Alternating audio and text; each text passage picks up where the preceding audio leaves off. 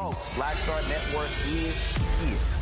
Hold no punches! I'm real revolutionary right now. Black power. Support this man, Black media. He makes sure that our stories are told. Thank you for being the voice of Black America, Roland. Stay black. I love y'all. All momentum we have now, we have to keep this going. The video looks phenomenal. See, there's a difference between Black Star Network and Black-owned media and something like CNN. You can't be Black-owned media and be scared. It's time to be smart. Bring your eyeballs home. You dig?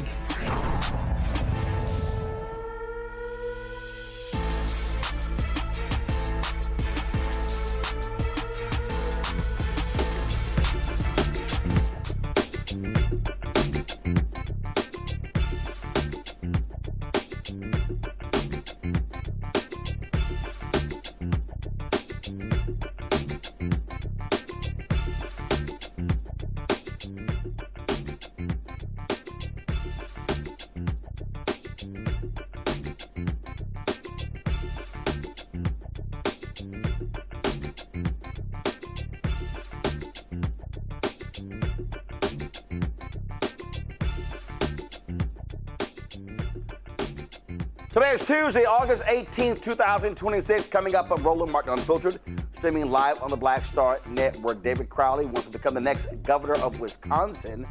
We'll talk to him about how the Milwaukee County executive dropped out of a race, got back in the race, and beat DSA candidate to take on Congressman Tom Tiffany in November. While North Carolina Governor Josh Stein vetoed House Bill 958, the bill would undermine voting rights. Bishop William Barber stood in the front of the state legislature building speaking out against the General Assembly's latest attempt to suppress the vote. We'll show you what he had to say. Karmelo Anthony case is back in the spotlight. This week, his appellate attorneys will demand a new judge and a new trial.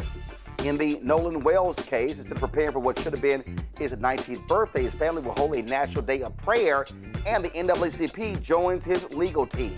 In tonight's ShopBlackStarNetwork.com segment, the Brown Girls bag, a luxury handbag brand created specifically for Black women in mind. And Fox News just keeps lying and lying. Wait till I show y'all how they try to pull the okie doke when it comes to gas prices. It's time to bring the funk on Roland Martin Unfiltered on the Black Star Network. Let's go. He's got it. Whatever the miss, he's on it. Whatever it is, he's got the scoop, the fact, the find. And when it breaks, he's right on time and it's rolling. Best believe he's knowing. Putting it down from sports to news to politics. With entertainment just for kicks, he's rolling. It's on go, y'all. It's Roland Martin, yeah. Rolling with Roland now. He's funk, he's fresh, he's real, the best, you know he's Roland Martin now.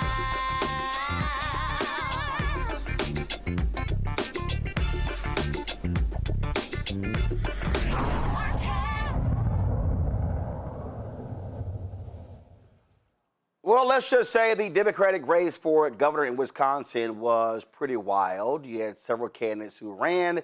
You had a DSA candidate, Francesca Hong, leading. You had former Lieutenant Governor Mandela Barnes. You had the current Lieutenant Governor. She drops out. He drops out. David Crowley, the Milwaukee County executive, he was in the race. He drops out, gets back in the race, misses the first 10 days on early voting ballot, and he somehow wins by a few thousand votes. Yeah. That's a lot of drama. He could become the first African-American to serve as governor in the state. Also, you have, of course, Black candidates in several states as well. Also, if elected, will be the youngest person elected to the office. Joining us right now is David Crowley. Glad to have you on the show. Good to see you again. How the hell did you win? Well, first and foremost, thank you for having me, Roland. And you know, we made decisions based off of facts when we decided to suspend this campaign. And we learned that a lot of the facts that we were relying on, quite frankly, wasn't right. And so once the lieutenant governor made her decision to get out of this race, we jumped back in. But I'll be honest with you, it was not just, looking at the facts. It was also prayer, talking with my wife, talking with my family. But we knew there was too much at stake for us to sit on the sidelines. And so we got back into this race. And then 3 weeks later, we ended up becoming the Democratic nominee. And I'm excited to not just build a coalition, but to deliver for the working families here in the state of Wisconsin. You will be facing a Republican who Donald Trump is standing behind. And this is a state Trump barely won, defeating Vice President Kamala Harris. He lost this state to President Joe Biden in 2020, beat Hillary Clinton in this state. Many talk about how Wisconsin is so evenly divided, but you look at those last two Supreme Court races, Democrats came out in full force and crushed Republican candidates. What is your focus? How are you looking at the map in order to understand what you must do to win? Well, we know that this race is not going to just be about ideology. It's about winning and building the type of coalition across the entire political spectrum. Whether you're a Democrat, Republican, independent, or don't care about politics, it's about how we can move our state forward. And so we're going to be focusing on how we can tackle the affordability crisis, how we can bring care, whether that's child care, health care, in every corner of the state of Wisconsin, and provide more opportunities so families don't just, succeed, but they can thrive into the future. Healthcare, obviously a huge issue, but also the economy, jobs, housing. How do you plan to confront those issues on the campaign trail? Well, you have to meet people where they are. And as we've learned, throughout this campaign trail, is that we've seen a lot of manufacturing plants closing, a lot of jobs that are being taken over by artificial intelligence. And so we have to make sure that we're doing everything that we can as a state to protect them. And that means working with the private sector, working with the public sector, and working with everyone to make sure those opportunities are there. And so I'm looking forward to making sure that we're fully funding our school systems, so people have access to kids have access to the education that they need. We also have a very abysmal minimum wage, still $7.25 an hour.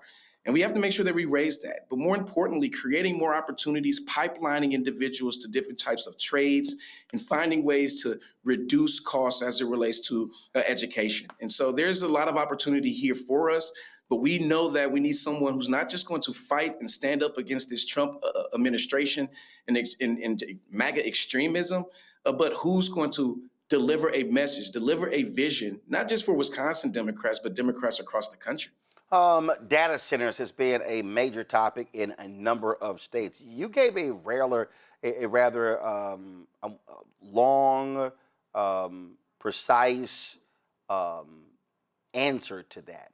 And some folks were bothered by it. Others said, you know what, this is not an easy issue. It's not just simply I'm for, I'm against. Explain to our audience your position on data centers and what you want to see in Wisconsin. I appreciate that question. I want to be very clear. If a community doesn't want a data center, they shouldn't have to have a data center, and they shouldn't be forced to have a data center. And there are no and, ifs, or buts about that. What we're focusing on is how we can protect our communities, making sure that these data centers, they pay their way, they pay for the energy, they pay for the infrastructure. And when I become the next governor of the great state of Wisconsin, we're going to make sure that no Wisconsin taxpayer is paying one dime towards these energy and infrastructure costs. And unfortunately, my opponent, Congressman Tom Tiffany, he voted to give tax breaks, $70 billion in tax breaks to big tech companies across this country. He voted to fast track these tech companies to be able to steamroll communities throughout the state of Wisconsin without no state oversight. And so we need these state regulations moving forward, and it's important that we do that.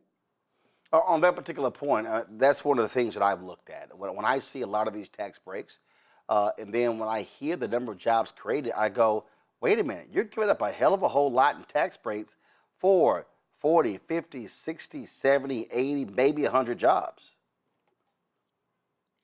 When you think about, these big tech companies doing these, huge hyperscale data centers, like a lot of the jobs come on the front end, but not necessarily on the back end. And so if communities decide that they're going to have a data center, the builder, they're going to have to utilize union labor. But we're going to make sure they're paying their way moving forward. But I want to see community benefit agreements across this entire state. I want to make sure that, wherever they reside, that our entire state actually benefits because we're all going to be affected in some type of way. And so if we can leverage this for our existing businesses, our entrepreneurs, our local units of government, as well as our school systems as well, we should be looking directly into that. And so we should be looking at how we can extract as much as possible from these data centers versus them extracting our most precious natural resources. You know, I often get this. White conservatives love to ask me, well, what have y'all gotten for your vote? And I always flip it to say, well, what have a lot of broke white folks gotten for their vote? Listen, you've got farmers in Wisconsin. Donald Trump has destroyed the lives of many farmers with his tariffs. You got that particular issue there. Also, it's a lot of poor whites in America, in your state, who depend on the Affordable Care Act, who depend on SNAP, who depend on these different things. Are you willing to go to them and look them dead in their eye and say, hey, you've been voting against your own economic interest. You really should pay attention to what we Democrats are doing to try to help you live a better life? You know, as I've traveled across this state, you know, whether it's a small rural community, mid-sized suburban community, or large urban communities like I represent, we are all facing the same issues. It's the affordability crisis, being able to afford groceries to put on your table, being able to afford a home that you can rest in every single night, or being able to afford healthcare and childcare, which quite frankly is either expensive or not accessible. And so we've learned that there's a lot of people who have a lot of hope because we've won this primary election. They're excited. We have this momentum, and we're not going to leave no stone unturned. And as I talk to farmers, they know that Donald Trump is to blame as it relates to their workforce, their increase in prices for them because of this war of choice with Iran and how they've seen not just their tariffs rise, but gas prices rising as well. And so we have to take advantage of this opportunity. And as the next governor, we're going to make sure that we not only lower costs, but we put more money in the pockets of families all across this state. Question from my panel. First, Dr. Mustafa Santiago Ali, former senior advisor for environmental justice at the EPA. Brother Crowley, it's good to see you. Good luck with everything. My question is, you know, I know Wisconsin fairly well. You have an opportunity to build 21st century infrastructure, and I heard you just mention that rural and you know, folks in urban centers have some similar concerns. If you're governor, what does a 21st century infrastructure look like in Wisconsin? That 21st century infrastructure means that we are no longer leaving anyone behind. We don't want zip codes to determine futures here in the state of Wisconsin. So we're going to focus on making sure that when the tide rises, all the boats rise. You know, I come from an organizing background. I was always told if you don't have a seat at the table, you're on the menu. In our schools, our students, farmers, rural communities, older adults, they all feel like they've been on the menu, and especially people of color that I represent. And so it's about making sure that we lend their voices to the solutions that's going to work for them. There isn't a one-size-fits-all solution. What works in my community may not work in a La Crosse, may not work in a Superior, but it doesn't mean that we can't make sure that those individuals lean their voices to the solutions that work for them. And so it's not about building this on my own. No governor, no one entity is going to be able to do that. It's about how do we bring others to the table and continue to empower our state so our state moves forward just like our motto says. Lisa Durden, social justice journalist out of Newark, New Jersey. Your question for David Crowley. Ooh, Mr. Crowley, this election made me dizzy. In, out. So a few things, a couple of quick things. You know, I understand that polling is putting you in front of Tiffany, and I love that you're leading in both the independent area of voters and the battleground individuals. So that's cool, but in House and ever, you know, the Southerners say House and ever, but in House and ever, I don't trust polls. They can flip on your ass. So I wanted to know. You know, I know. I know. So who's on first, what's on second? So I wanted to know, I mean, I understand that you know you have to run like hell. You've got to run like hell. But speaking about voting against your own interests, I don't know what you're going to do to get the voters to understand that their stomachs are about to be empty if Tiffany gets in that office. So what are you going to do to impart on the potential voters? Don't vote against your own interests. What are you going to do on the campaign trail to inspire, incite, or to create energy around this vote's important? Because as you know, Democrats, people are a little disenfranchised with Democrats and Republicans, to say the least. So I just am looking for what your plan is. One, you have to meet people exactly where they are and make sure that they're a part of this process. As a county executive in this race, I'm the only one who's gotten anything done, right? In Milwaukee County, we have the lowest unsheltered homeless count per capita than any community in the entire United States. We've lowered overdose deaths by 40% in just 4 short years. And we've cut taxes, the largest property tax cut in our community's history, while bringing people across the political spectrum to not only benefit Milwaukee County, but every single municipality. And our job is to make sure that they understand, Tom Tiffany's record. He is a MAGA extremist who has served in Congress and has done nothing but be a lapdog to Donald Trump. He's the only person that I know here in the state of Wisconsin who's voted with Donald Trump 100% of the time.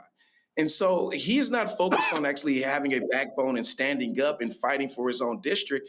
He's only going to do what he's told. And right now, whether you're on the far left or the far right or anywhere in between, we all know that government isn't working. And we need a governor who's going to bring folks to the table. And that's why I'm excited to be in this race.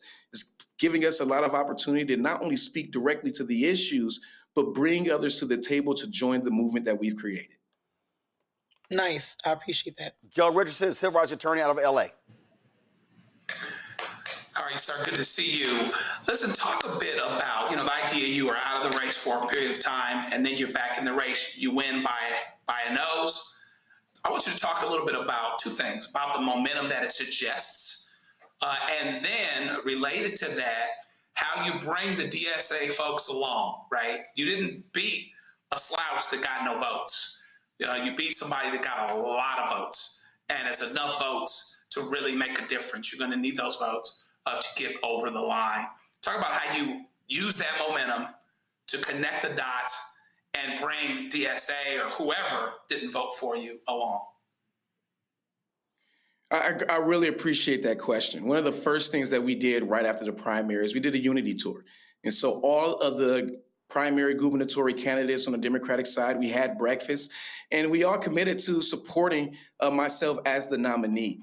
But as we've traveled, I had the opportunity to learn that, some of those same folks that you mentioned, they have a lot of hope. They have a lot of passion. They're committed to the state of Wisconsin. And you know what? I share that same passion. And we ultimately understand that our goal is to make sure that MAGA extremism isn't taking hold in this state.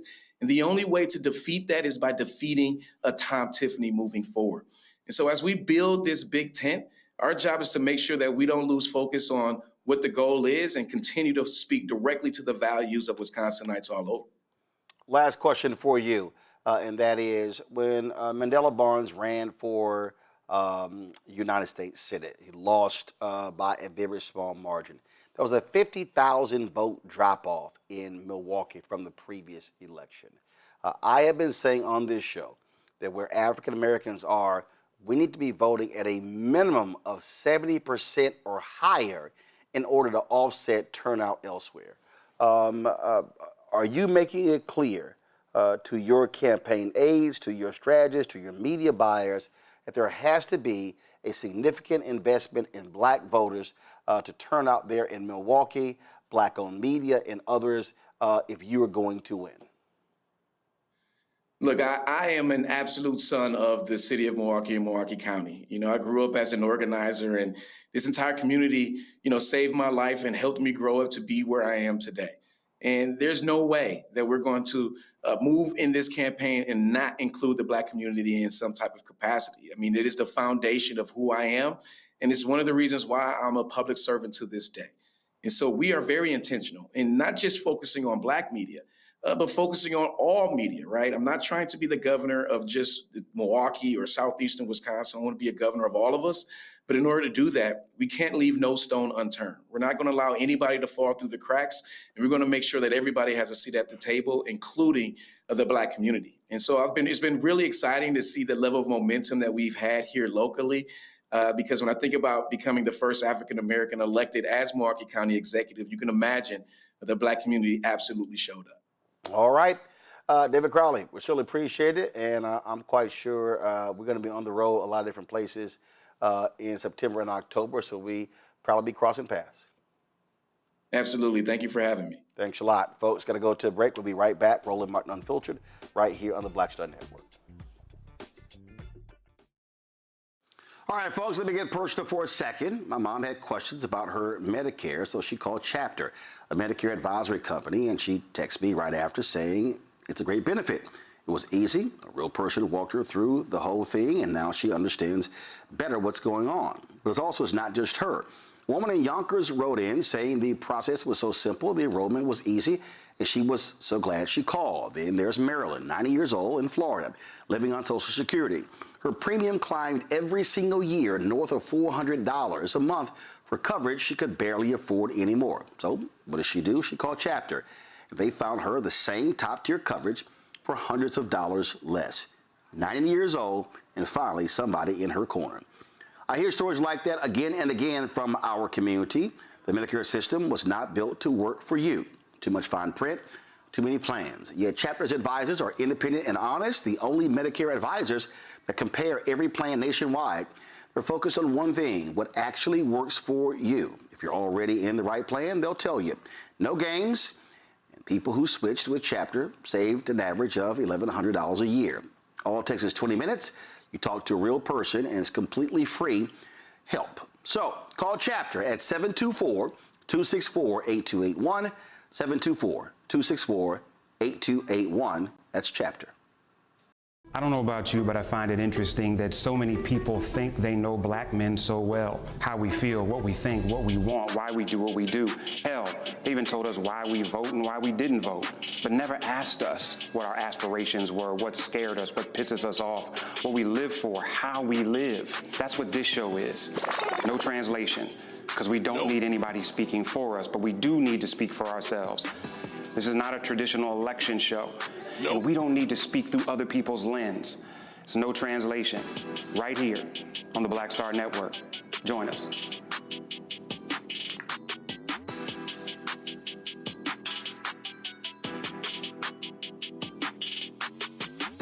What's up? It's Talib Kweli. I'm CEO. This is the Black Star Network.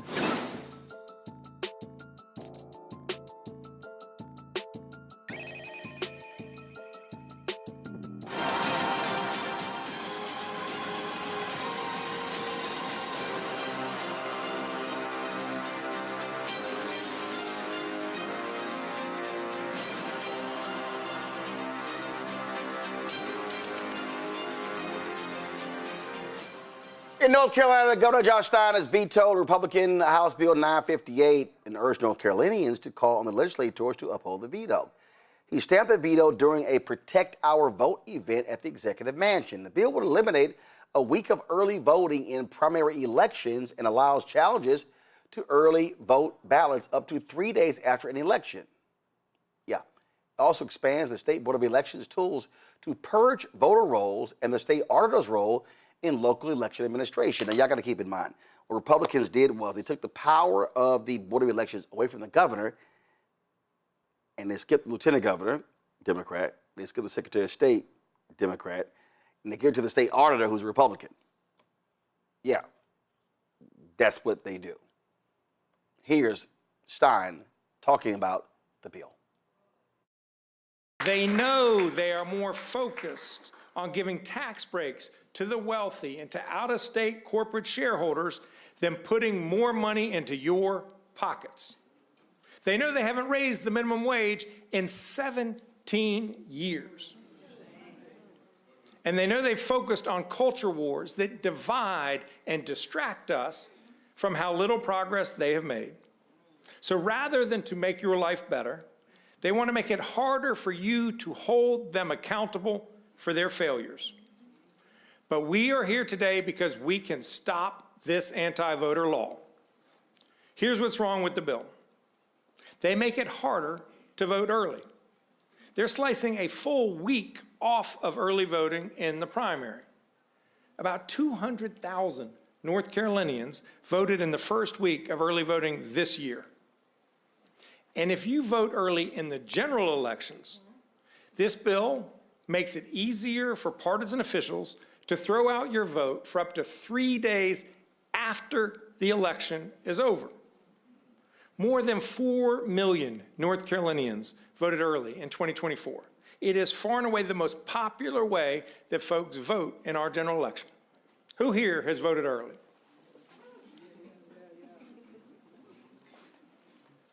So if you are lawfully registered, show your ID and vote early, some sore loser could still try to throw it out after the election is over. Your leaders should respect your vote, not restrict it. Earlier today, Bishop William Barber and other members of the clergy and moral activists gathered outside of the North Carolina State Legislative Building to protest and speak out against House Bill 958. This is what Barber had to say. Dust matters. We have been made from the dust. And we will not allow, that means everybody matters. That's right. It is shameful that this legislature, the leadership, would put the governor in the position to have to veto. You have to cast a veto vote to try to protect people's right to vote. It makes no sense. No sense. But we have to do more than talk, Right. and more than pray, That's right. and more than believe. We have to put legs on our prayers, and we have to put action on our declarations. 100 days, 1,000 marches to the polls. Watch this, first day of early voting. We want the media to understand, we're calling that on that first day of early voting, we want you to have to report breaking news. There are people marching, multiple in Wilmington, North Carolina. Wait a minute, we just got a report. It's happening in Raleigh. Wait a minute, we just got a report. It's happening in Little Washington. Wait a minute, we just got a report. It's happening in Salisbury. This is a moment that all of us can grab. That's right. Last two things. Some have said they're going to have ICE agents watching and federal agents watching. Well, come watch us walk. All right. Come watch us march. Come watch us be unafraid. That's another reason that we're coming together. We're not going to face this authoritarianism alone. That's right. We will face it together. Yes, sir. And then finally, for members of the media, we'll take questions after this. But here is what is supposed to be happening. They're not the words of William Barber or Nancy Petty or Reverend Frank or Wayne or Reverend Hannah or Rabbi Sandra or Reverend William. They are the words of folk that came long before us. That's right. Who came out of the craziness of slavery and injustice. And black and white, they decided to write a new constitution. That's right. There were preachers in that midst, and they decided to write. And here's what they wrote that should be the only thing we do when it comes to voting. Yes, sir. It is found in the first articles of our Constitution in this state, penned back in the 1860s. Only a citizen That's right. of these United States, born or naturalized, who is 18 years of age and possessing the qualifications set out in this article, shall be entitled to vote That's right. at any election by the people of the state. The greatest injustice, the greatest sin, Nancy, of this legislature the greatest unconstitutional act is that they have forgotten the elections don't belong to them. That's right. That's right. The elections don't belong to politicians. The elections don't belong to the speaker. They don't belong to the Senate pro tem leader. They don't belong to whoever happens to the majority. In the Constitution of this state, the wisdom of black and white fusionist politicians coming up out of the vestiges of slavery, they declared elections belong to the people. Period. And anything that attempts to block and suppress the people's election, when a few hundred people try to block millions, That's right. it is unconstitutional. It is sin. Morally indefensible. That's right. Constitutionally inconsistent. And when you look at the policies that get passed because of this foolishness, economically insane. That's right. And we will meet this moment because we want our elections back. That's right. That's right. Yes, sir. That's right. So we will march. Yes, sir. So we will walk. Yes, sir. So we will drive. Yes, sir. So we will be on the sidewalks. We will be on the streets. Yes. We will leave our churches. We will leave our synagogues. We will leave our mosques. We will leave our lodges. We will leave our fraternal places. We will leave our college campuses. And we will, our workplaces, our labor unions, and we will put on the most massive mobilization of recent years because we want our elections back. That's right.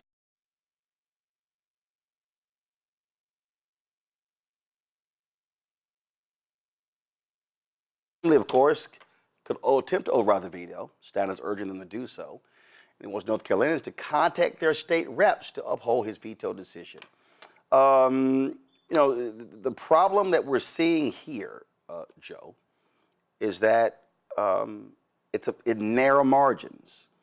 And you've got 3 Democrats who lost their primary, who are pissed off, and they may side with the Republicans. Yeah, you know, this is an interesting situation. As you know, Dr. Barber is the reason Governor Cooper got elected. The things that he did to drive out the vote and to really appeal to the morality of people. And North Carolina is very much a bellwether for the fact that states and areas are changing and evolving. And so a lot of the time, the Democrats end up being successful at the top of the ticket. And of course, the Republicans want to undo that, even though the demographic isn't going in their direction. Their next strategy, of course, is the strategy in Texas and all of these other places where you keep less people from voting. And in an irony here, they want to give you less time to vote early, but give you more time to protest somebody's early vote. All the way back, all the way over to 3 days after the election. And so hopefully this is something that even the Democrats that are a little disaffected about losing their election. See, sometimes, listen, with close elections, you're going to win some of them and you're going to lose some of them. This whole thing is driven by turnout, okay? You don't want the opportunity for there to be a few votes that are siphoned off, a few things that are purged that end up making the difference in a close election. Hopefully, they see the larger view, take the larger and the longer view, that this is where we need to go. This is the best thing for the health of the country and certainly the best thing for the health of the state. I appreciate Dr. Barber always standing in the gap, repairs of the breach, doing what needs to be done, and North Carolina can continue to make its future by having as many people vote as they can so that the will of the people is done at the poll. Republicans, Lisa, have been pissed off since Obama won North Carolina in 2008. And they have done all they can to undermine the vote in that state since then. I never thought I would live long enough to see fascism at this level. I mean, it's never ended, but I thought, okay, we're moving in an upward direction from the 1960s civil rights movement and on and on and on and on. And my eyeballs continue to pop out of my 4 eyeballs, the 2 pairs that I'm wearing, and the ones I was born with pops out, and I'm thinking another thing. So I just have to say, I'm thankful for people like Dr. Barber, because if we don't have people standing in the gap and they're not on it like that, we are in double trouble. You know, we really have to, you know, the phrase stop the steal, we have to stop the steal.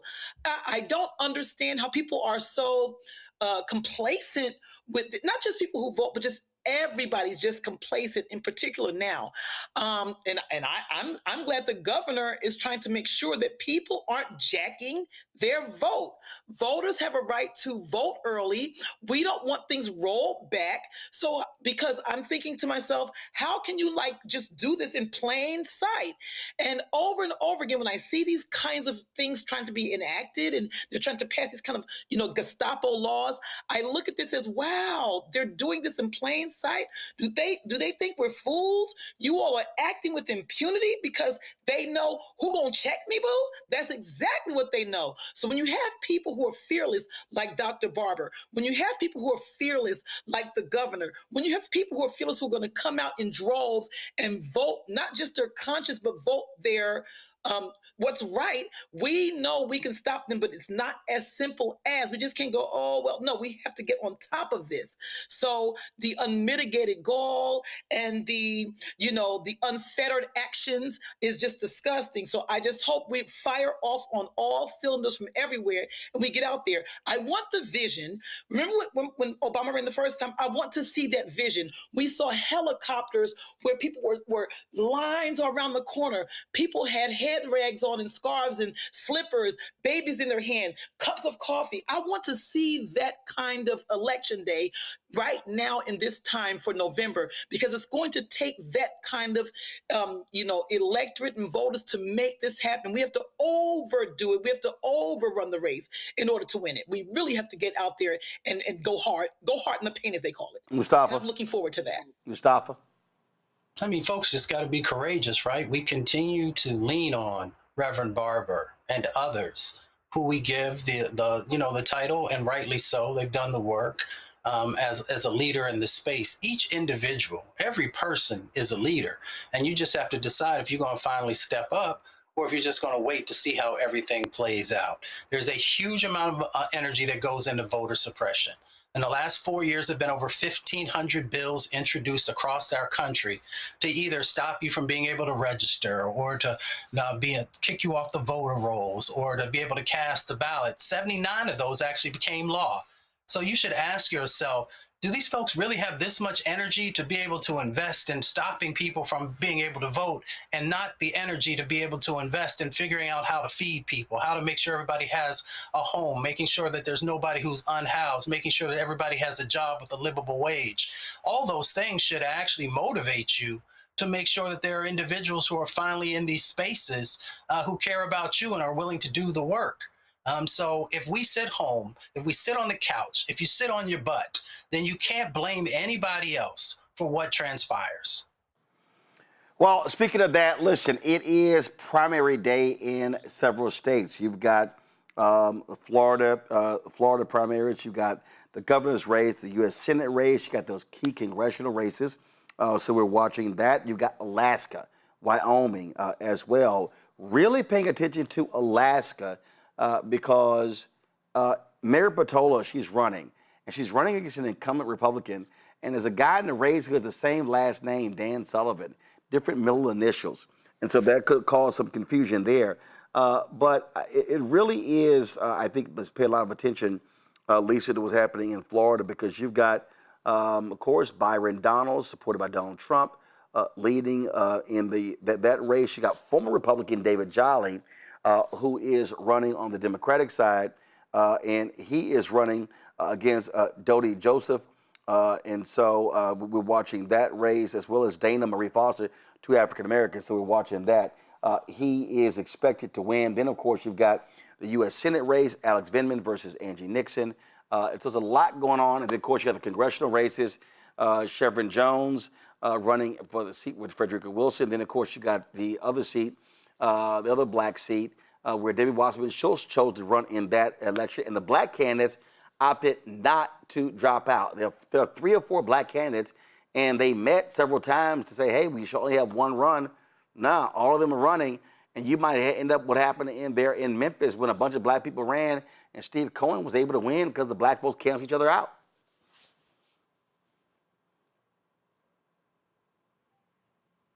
I'm not for sure if this makes any sense, but people say, you know, a run for this person is a win for that person. You know, I'm of the mind we have to challenge. You must run.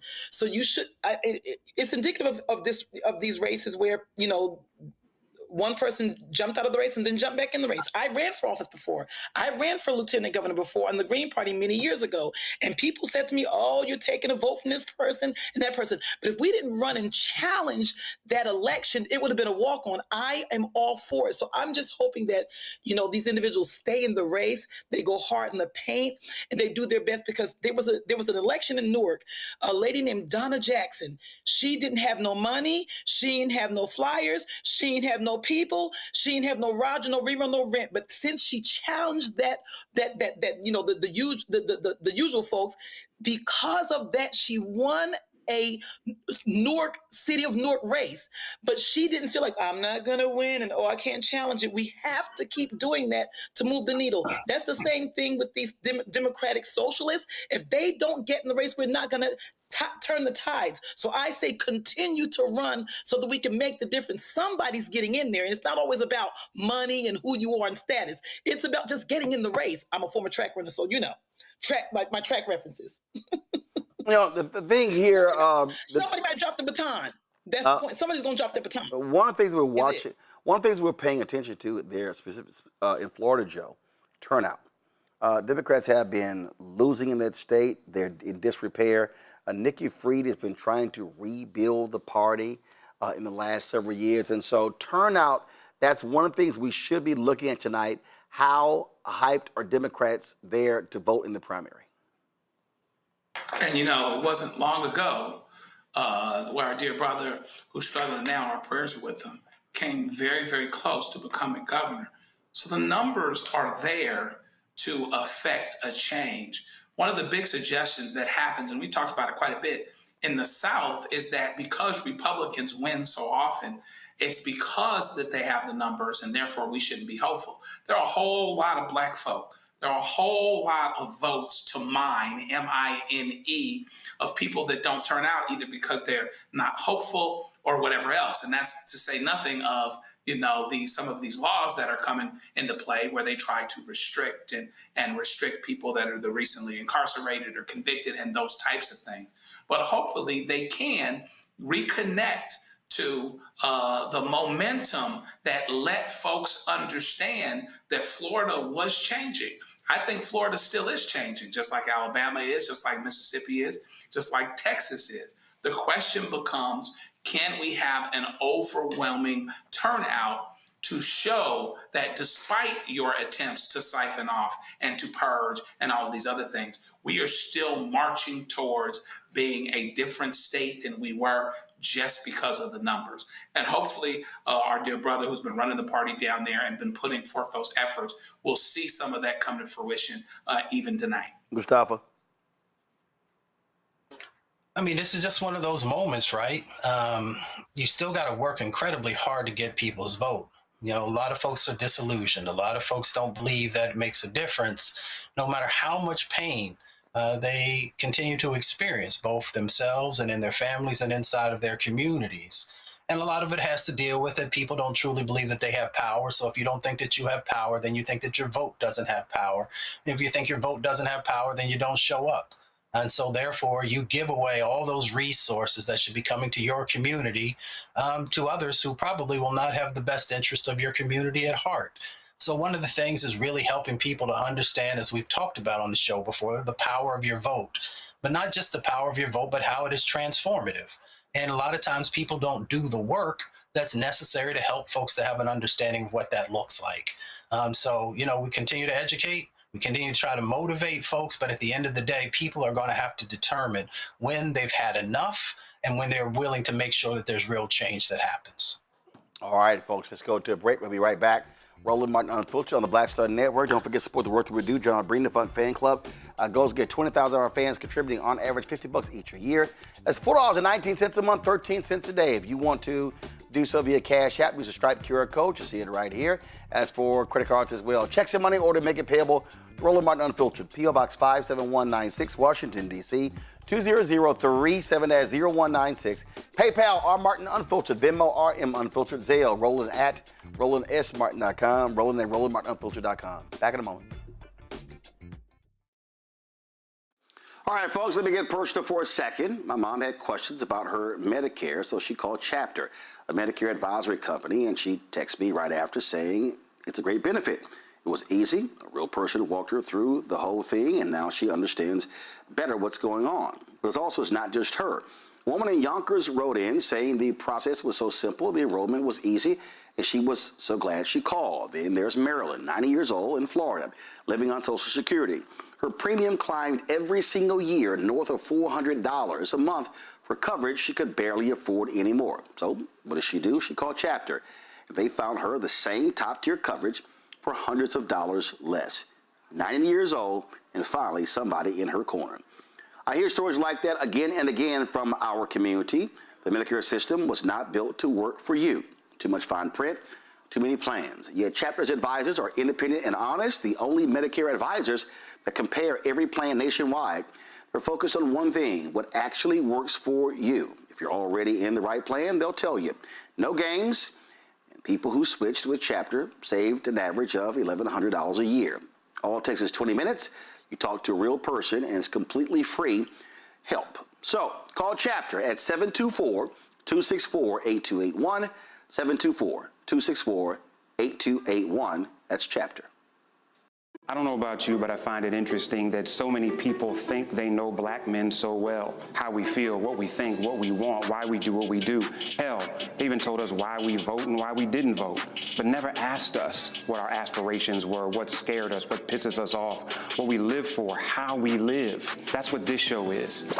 No translation, because we don't need anybody speaking for us, but we do need to speak for ourselves. This is not a traditional election show. And we don't need to speak through other people's lens. It's no translation. Right here on the Black Star Network. Join us.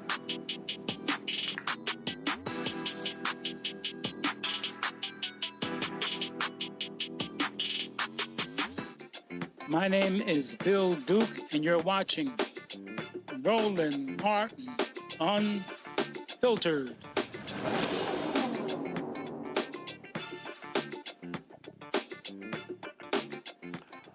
Well, folks, ABC finally decided to start fighting Donald Trump. They filed a First Amendment lawsuit against the Federal Communications Commission.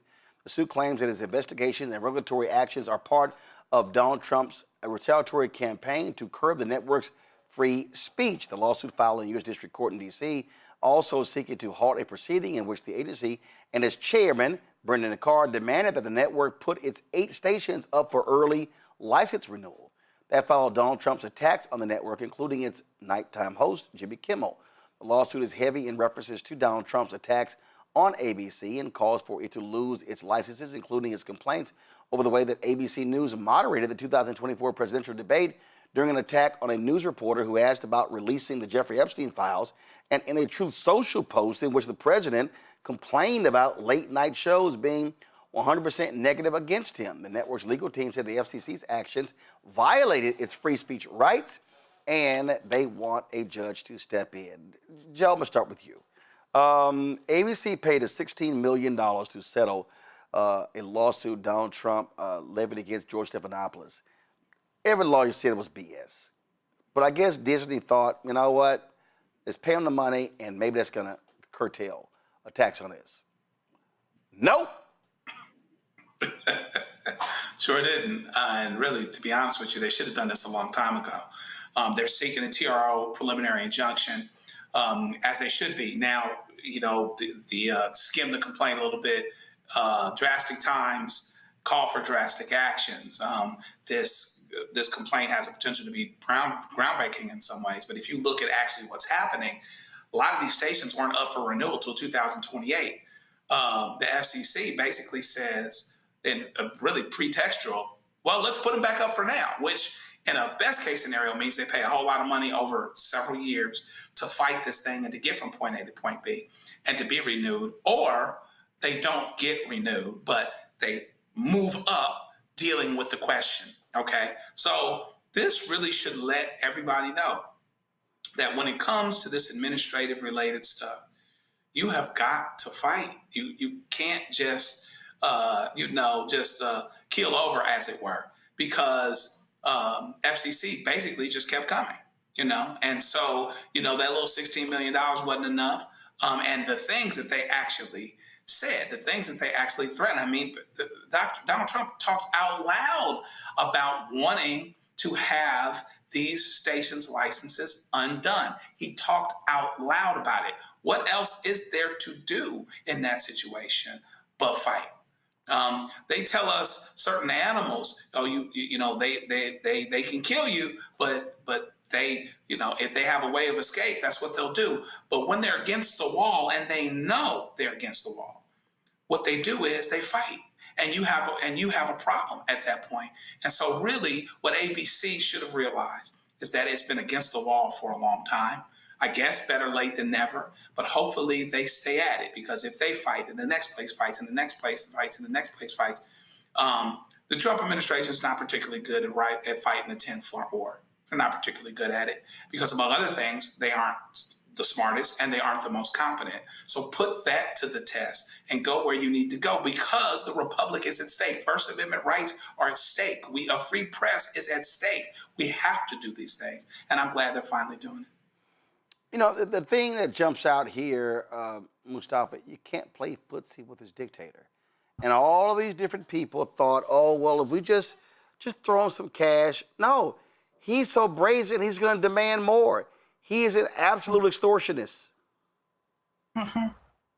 Well, they got their pimp game on, and people just got to understand the dynamics that are truly playing out in front of you. So first of all, people hear me talk about this all over the country. Stop funding your own oppression.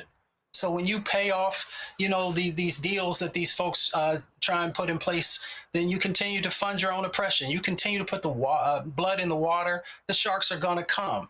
When you have bullies, and these folks are bullies, right? I've worked for a number of administrations, never seen anything like this. They're going to continue to punk you.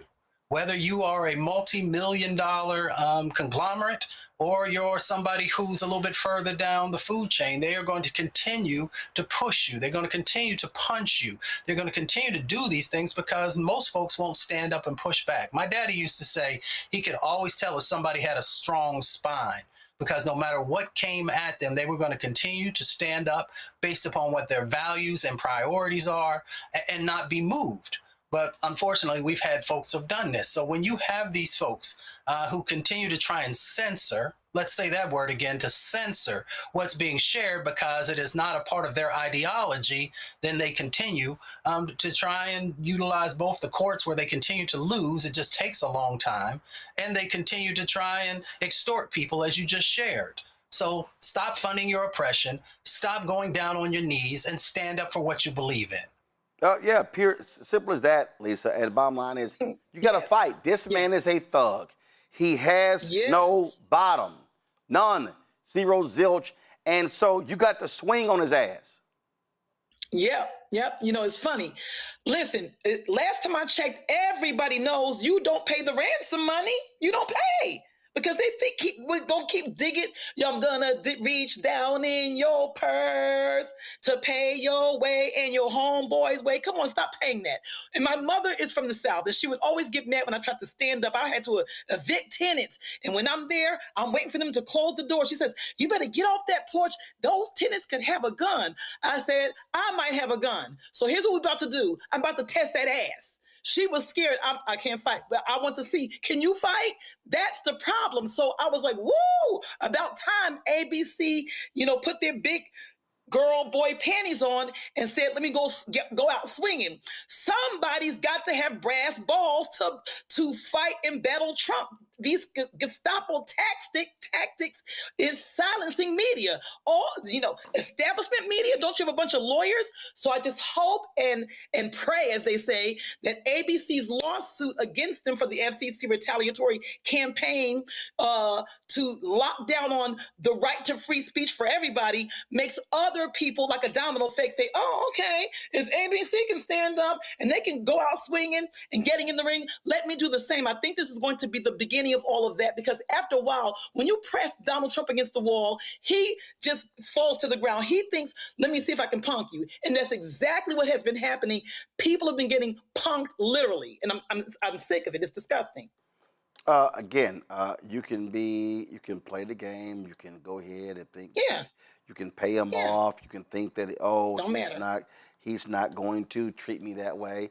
I mean, he's shown exactly who he is. Here's a perfect example for me of what happened. So, it's been all this talk about this woman, Natalie, who works for Trump, writes his tweets. She's always around, always by his side. So Georgia Senator John Ossoff took a dig at her and Trump. Yo, want y'all check this out. I've got 2 little girls at home. Eva's 4 and Lila's 1, and I'm so grateful to this country for the security and the opportunity it affords them. But this isn't the world I want to leave them. Soon enough, they'll learn there's now plastic in human blood and breast milk, that toxic forever chemicals are in half the country's drinking water. Eva loves animal documentaries, and she'll learn that the butterflies are dying off. She'll ask me why I allowed these things to happen. She'll learn about the nuclear weapons that still threaten annihilation. And when you step back and consider it, the situation is absurd. Tech titans dig bunkers and warn us the new intelligence they're training could lead to mass joblessness or human extinction, and our Congress debates ballrooms and youth sports. We've amassed enough firepower to end the world 1,000 times over, but we can't summon the will to guarantee health care and pre-K. I say all this to say that it's the crushing weakness of our politics against the unmet needs of our people and the massive stakes of our times that's shaking our faith in the future. But Atlanta, I refuse to leave my girls a world as dark and dangerous and cruel as this one threatens to become. See, when Eva...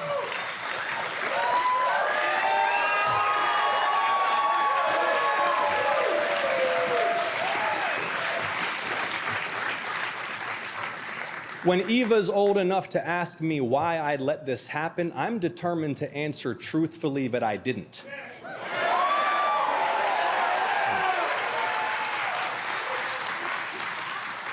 I'll tell her how the same year she turned 5, Georgia stood up all together, all at once, and said, enough is enough.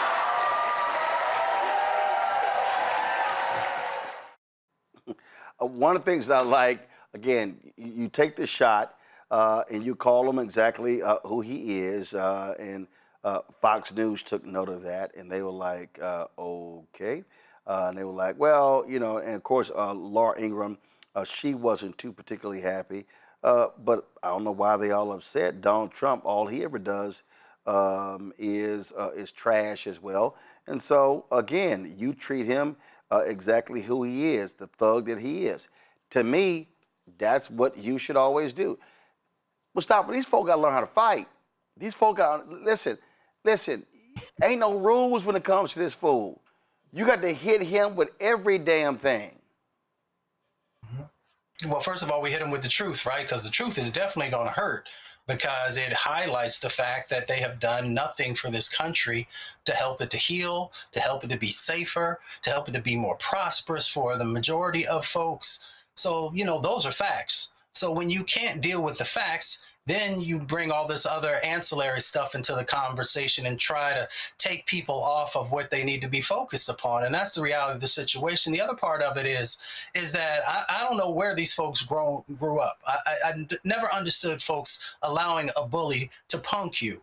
I wasn't the biggest kid growing up, but I guarantee you one thing, no matter what I had to do to make sure you understood that if you put your hands on me, you put your hands on my family, you hurt somebody inside of my community, then we're going to have a problem. And I don't understand why folks are not willing. You know, what Senator Ossoff just talked about really should motivate you in the fact that how do you look your children in the eyes? How do you look the elders in your community in the eyes? How do you look your community in the eyes when you're not willing to do anything to help to protect them? Especially for folks that all those folks have helped to raise you up, to help you to have a foundation underneath of you. And then you're just going to allow somebody to come in and just do whatever they want inside of your community. Makes no sense to me. You might lose. But I guarantee you one thing, if you throw them up enough times, the person will think twice before they come at you again.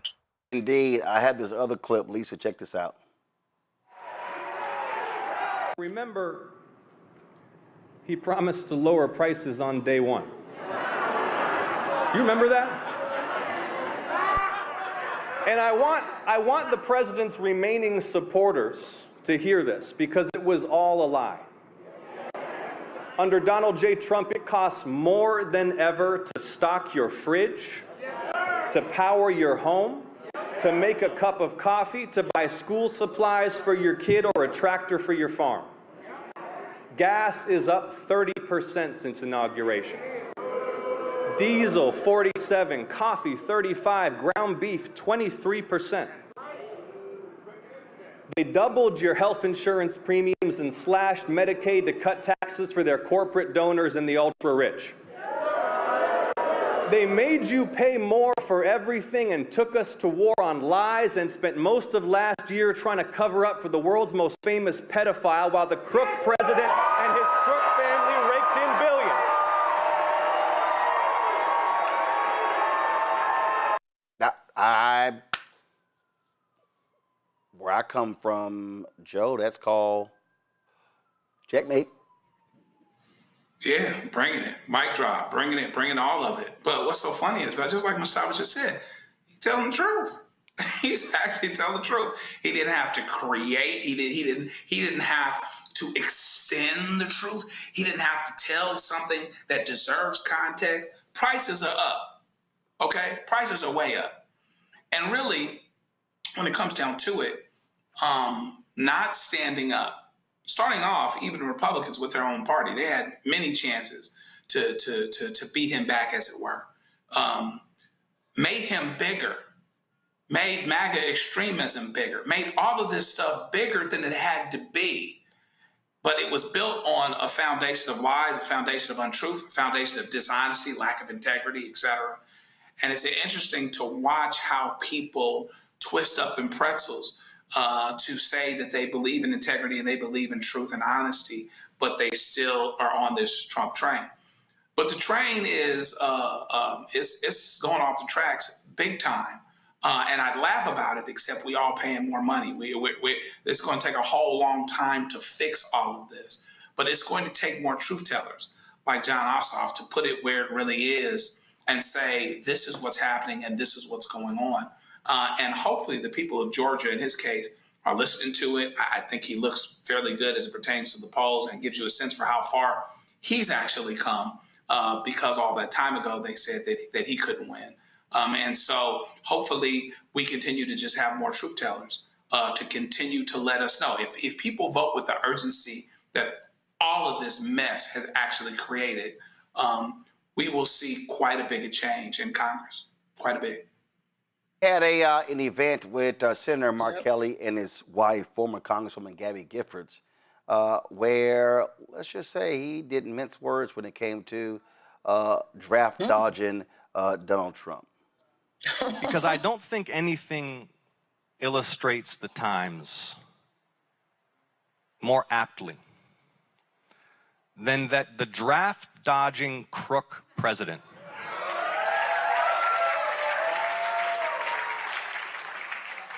who has plunged our nation recklessly into a war he knows not how to end or to win, tried to imprison this man who embodies American heroism, a decorated combat veteran, naval aviators, astronaut, space shuttle commander, U.S. Senator.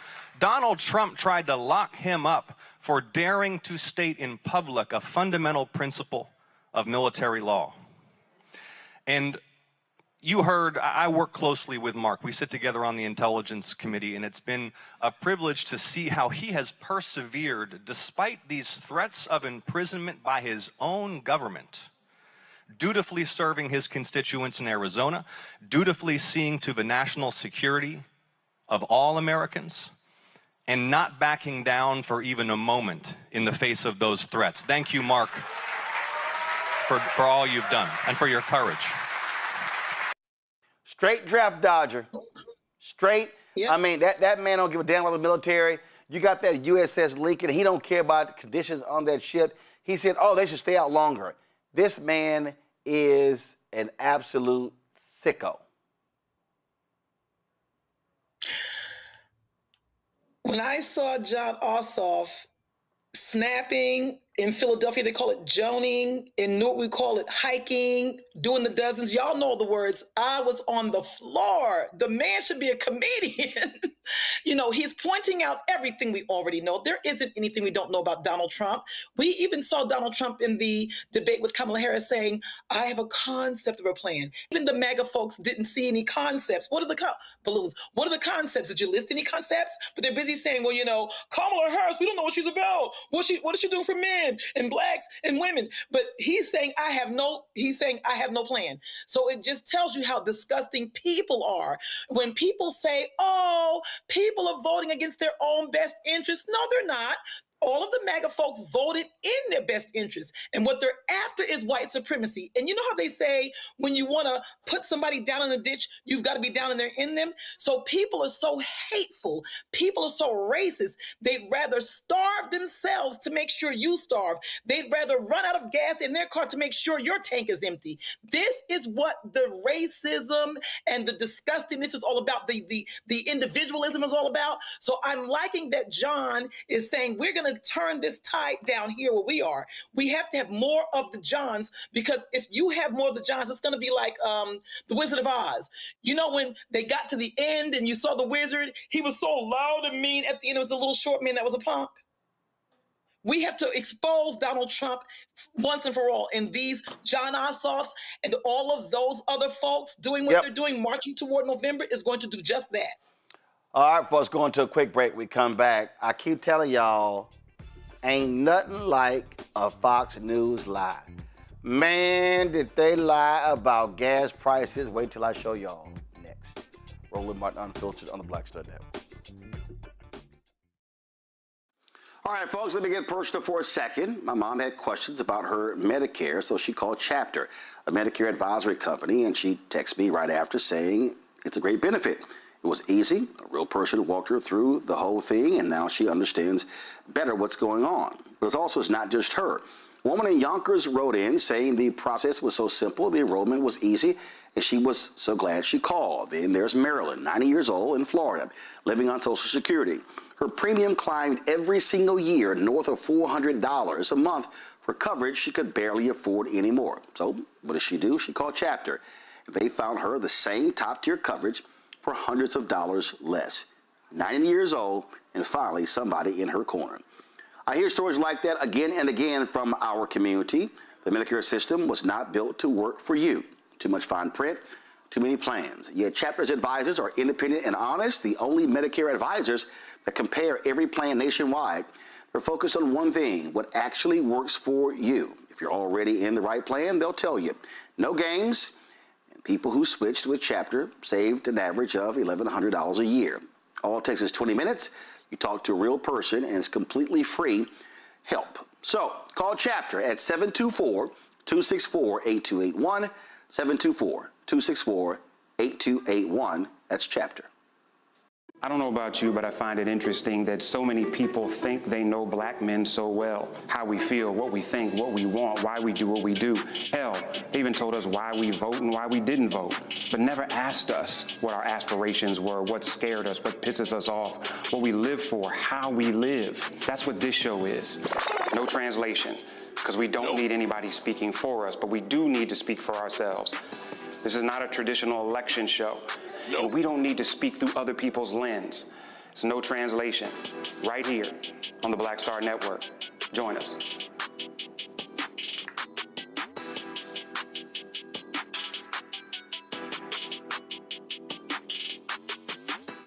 I'm Ryan Wilson, CEO and co-founder of The Gathering Spot, and you're watching Roland Martin Unfiltered on the Black Star Network.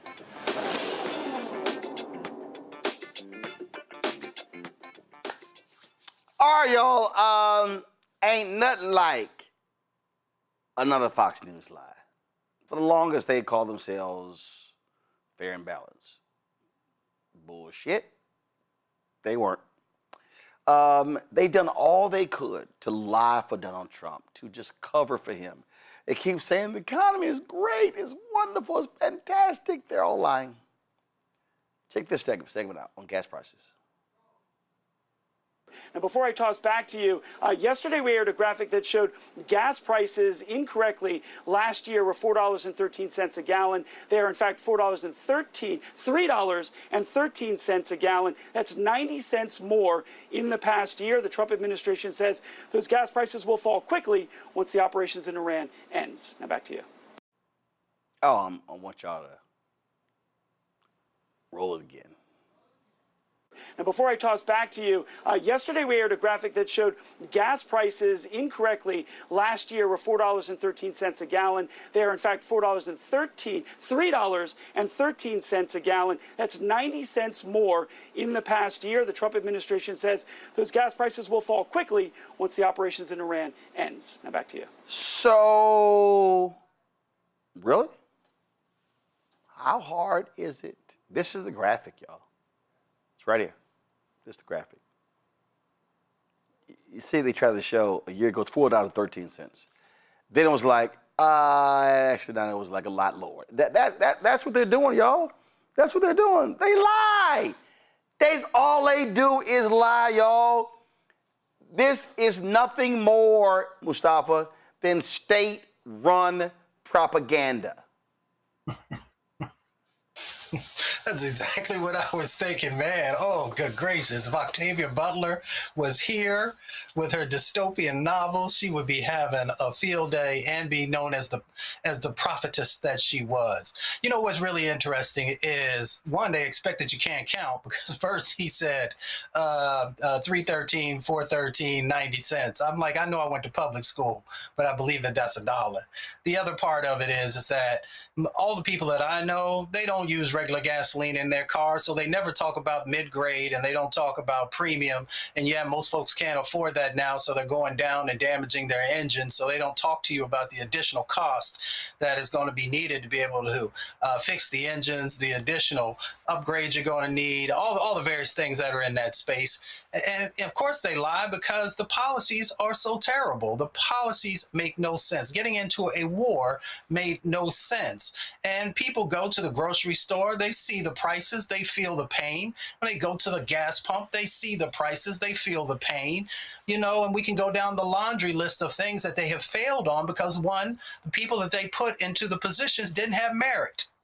And what I mean by merit is they had no experience. They had, no real world sets of lessons learned, but they put those people in. So, of course, you're going to have whack policy. You also put people into office who are out of touch with what everyday people are dealing with. So all of these things lead to the lie, lead to the misinformation and disinformation, because you have nothing to give the American public, because everything that you touch continues to get worse. Yeah, in fact, Fox Business, I mean, it's a little hard. It's a little hard to lie about the numbers. They tried there, they got called out, they had to come corrected. Lisa, listen to them. Check this one out. The case I'm finding the problem is in the Strait of Hormuz, the whole oil thing. I'm feeling like we're losing clarity on what we're doing there, okay? And maybe that's an understatement, but I do feel like we're losing some clarity there. Now, so I'm at the point, and you gave me this way of thinking about it last week, Dagan. I'm at the point where I do not want to hear anything about whether or not Iran wants to make a deal. I don't want to hear anything about how much control we have. I don't want to hear anything. Said this last hour, as much as gas prices anger voters? I think he's a bit perturbed. I think he's a little upset because what he's saying is like, damn, can y'all stop lying to us? Just be quiet. I guess he's a bit peeved. He says, I don't want to hear anything. I don't want to hear anything. We want to hear something. The truth. You know, so I feel like people like him bank on individuals, I guess, thinking that they were born last night, not at night. So, you know, they can just talk in circles and think that they're like, the emperor has on no clothes. We see that you're naked. You know, everybody knows what's going on. So I'm not for sure what goal he's trying to achieve with the ongoing, you know, verbal masturbation, if you call it. So I don't know what it's going to take for individuals, like we said earlier in the show, to not be able to afford eggs, not be able to afford your gas, not be able to afford premium gas. I have a car, I have to put premium gas in it, not be able to afford to get on the train. It's $7 for one train ride. I'm over exaggerating. What is it going to take for them to see and know this is bullshit? This is a lie. This is not happening. What are you about to do? It goes back to voting. The only way that I know people have learned their lesson, if you will, is at the polls. Because I'm thinking, didn't you learn in 2016? Didn't you learn then? You didn't learn then? So I'm not for sure what the whole the issue is with loving Fox News and standing by their lies. They're not really news, because we see the outcomes for that population, and the audience is still glomming on to, oh yes, but they're right. They don't do their own. It's just not even homework. You just look around and you see right there in front of you. It's like snowflakes coming down. It's banging you in the head, a snowflake at a time. Don't you see? I'm going to go back to, they do see. They want to make sure that the least of us is lower than them. As long as black folks and people of color are beneath them, they don't mind the suffrage. I think that they know. They want to make sure we're suffering better than them. And you can't make me suffer unless you're doing a little suffering. I see no other answer other than that. It's ridiculous. Joe, I'm going to play one more for you because, again, I know they got to be going, hey, damn, listen, we can't just lie when the jobs report comes out, when the bond market, they're like, listen, we see, they can try to fudge, but doesn't always work. Listen. And unfortunately, we have more ground to go, because if you look at real wages after you account for inflation, everyday Americans' paychecks aren't keeping up with the price increases still, and that's a problem because. You think? You know, it's a cold game when the math ain't mathing. And, you know, Bible says all things work together for good. And people are going through some very, very tough times right now. And I'm hoping that the good, or that the silver lining, is that it is drastic enough where people show up and vote and they don't take what's being said at face value.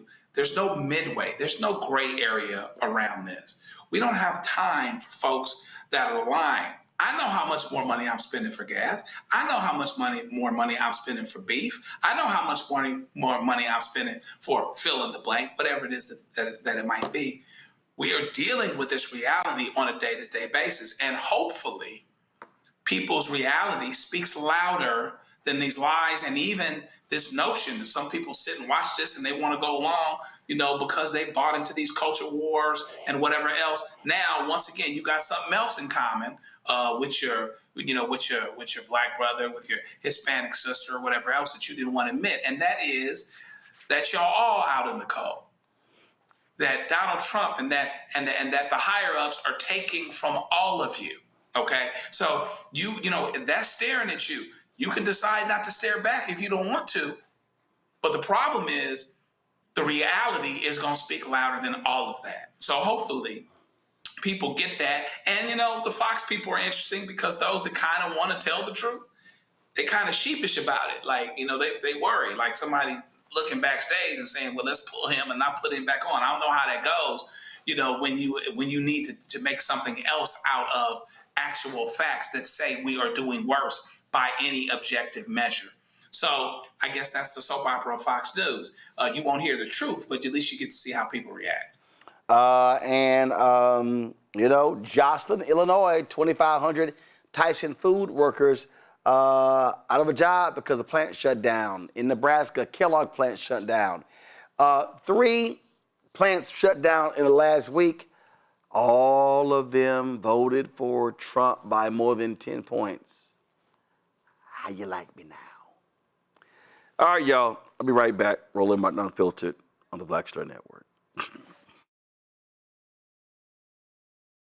All right, folks, let me get personal for a second. My mom had questions about her Medicare, so she called Chapter, a Medicare advisory company, and she texted me right after saying it's a great benefit. It was easy. A real person walked her through the whole thing, and now she understands better what's going on. But it's not just her. A woman in Yonkers wrote in saying the process was so simple, the enrollment was easy, and she was so glad she called. Then there's Marilyn, 90 years old, in Florida, living on Social Security. Her premium climbed every single year north of $400 a month for coverage she could barely afford anymore. So what does she do? She called Chapter. They found her the same top-tier coverage for hundreds of dollars less. 90 years old, and finally somebody in her corner. I hear stories like that again and again from our community. The Medicare system was not built to work for you. Too much fine print, too many plans. Yet Chapter's advisors are independent and honest, the only Medicare advisors that compare every plan nationwide. They're focused on one thing, what actually works for you. If you're already in the right plan, they'll tell you. No games, and people who switched with Chapter saved an average of $1,100 a year. All it takes is 20 minutes. You talk to a real person, and it's completely free help. So call Chapter at 724-264-8281, 724-264-8281. That's Chapter. I don't know about you, but I find it interesting that so many people think they know black men so well. How we feel, what we think, what we want, why we do what we do. Hell, they even told us why we vote and why we didn't vote, but never asked us what our aspirations were, what scared us, what pisses us off, what we live for, how we live. That's what this show is. No translation, because we don't need anybody speaking for us, but we do need to speak for ourselves. This is not a traditional election show. And we don't need to speak through other people's lens. It's no translation. Right here on the Black Star Network. Join us.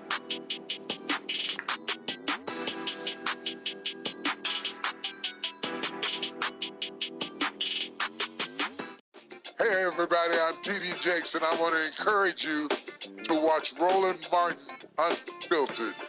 It'll blow your mind.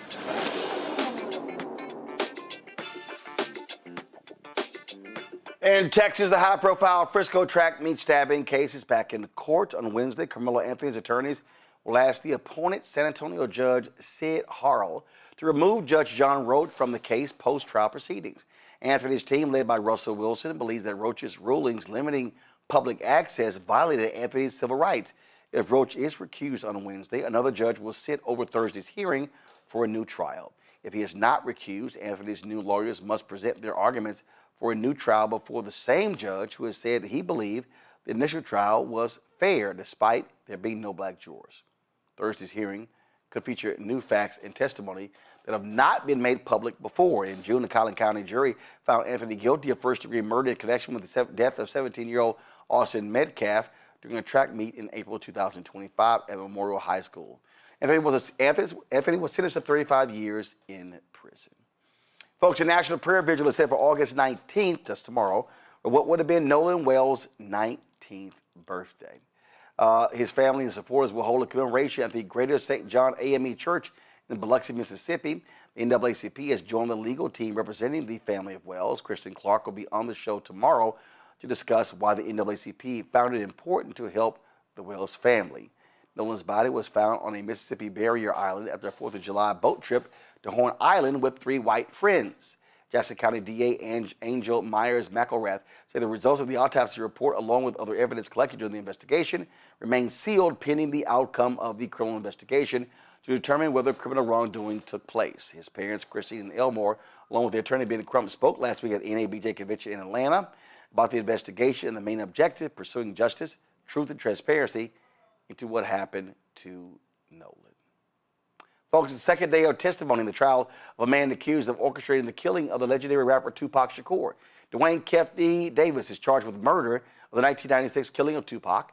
Dr. Lisa Gavin, a forensic pathologist and medical examiner for Clark County, Nevada, testified about Tupac's injuries. She described how the bullets damaged his ribs, lungs, intestines, and other parts of his body. He died in the hospital 6 days after he was shot. Davis is the first person charged in connection with the musician's death. This comes nearly 30 years after Tupac was killed in a drive-by shooting in Las Vegas. Prosecutors say Davis was the mastermind behind the shooting and provided the gun. A tell-all book Davis published in 2019 revived the cold case. He was arrested in 2023 and has pleaded not guilty. His attorney argues the book was fictionalized to make a profit. I don't know who would actually fictionalize that. That sounds just a wee bit weird. Okay? All right, that's it for headlines. Go to a break, right back. Roland Martin Unfiltered. All right, folks, let me get personal for a second. My mom had questions about her Medicare, so she called Chapter, a Medicare advisory company, and she texted me right after saying it's a great benefit. It was easy. A real person walked her through the whole thing, and now she understands better what's going on. But it's not just her. A woman in Yonkers wrote in saying the process was so simple, the enrollment was easy, and she was so glad she called. Then there's Marilyn, 90 years old, in Florida, living on Social Security. Her premium climbed every single year north of $400 a month for coverage she could barely afford anymore. So what does she do? She called Chapter.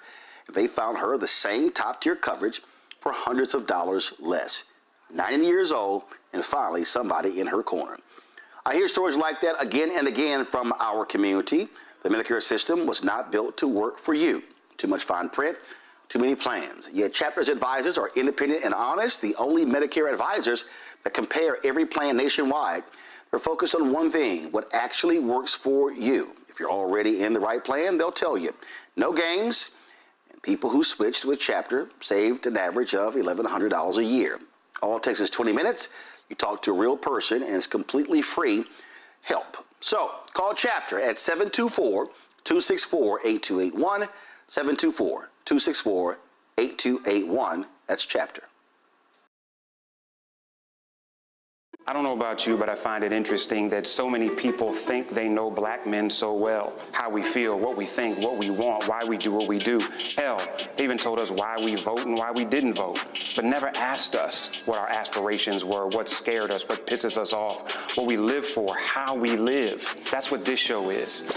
No translation, because we don't need anybody speaking for us, but we do need to speak for ourselves. This is not a traditional election show. And we don't need to speak through other people's lens. It's no translation.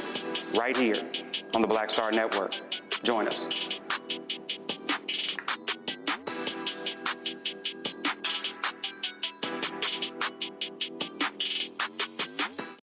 How you doing? I'm Mark Curry, and you're watching the Black Star Network. That's why I got these glasses on, because that black star is bright.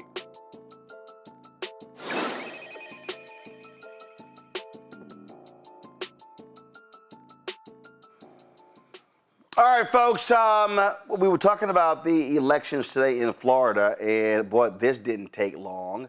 Listen, it's 7:28, polls barely closed. The Hill just reported this. Debbie Wasserman Schultz, Congresswoman clinches Florida House primary win despite pushback from black Democrats. Now, remember, she ran for this seat after the gerrymandering took place there. She was running against former Congresswoman Sheila Sherfilis McCormick, who resigned earlier this year. Well, she's about to get ousted. She's about to get expelled from the House. Luther Campbell was in this race as well. Here's what was stupid, okay? You can't have several black people running in a seat and you think you were going to be the well-funded candidate. Now, had they, and they met several times to talk about, hey, We need to come to a consensus candidate. Nobody wants to drop out. Now they all dropping out, Mustafa.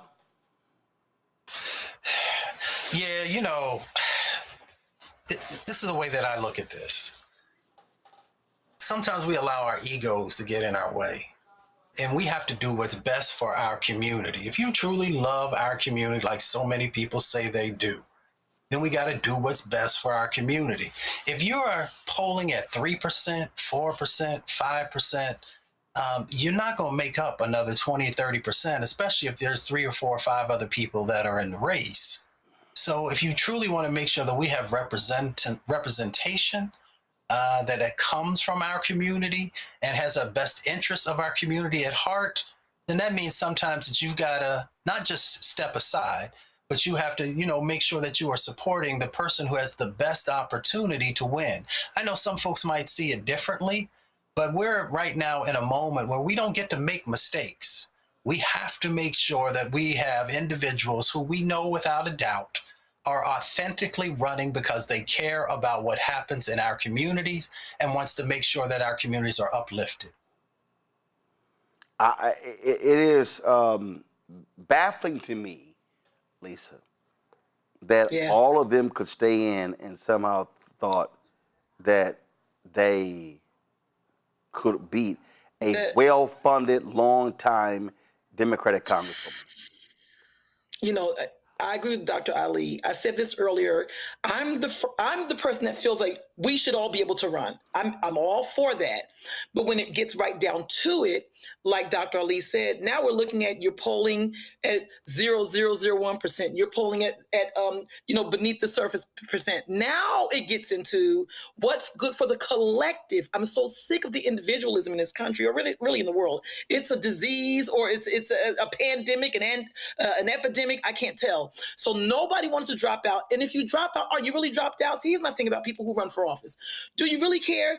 Do you have to be a politician to do what's right for the people? So if you actually were running because you cared about the people, then you drop out, and all of you get behind the other individual who's pulling higher to help them with the campaign. Knock on doors, kiss babies, shake hands, make flyers, fried chicken, make potato salad without the raisins, go hard in the paint. Put toothpicks under your eyes and make it happen. But no, you want to be a local superstar. You want to be in the place to be. That's not how that works.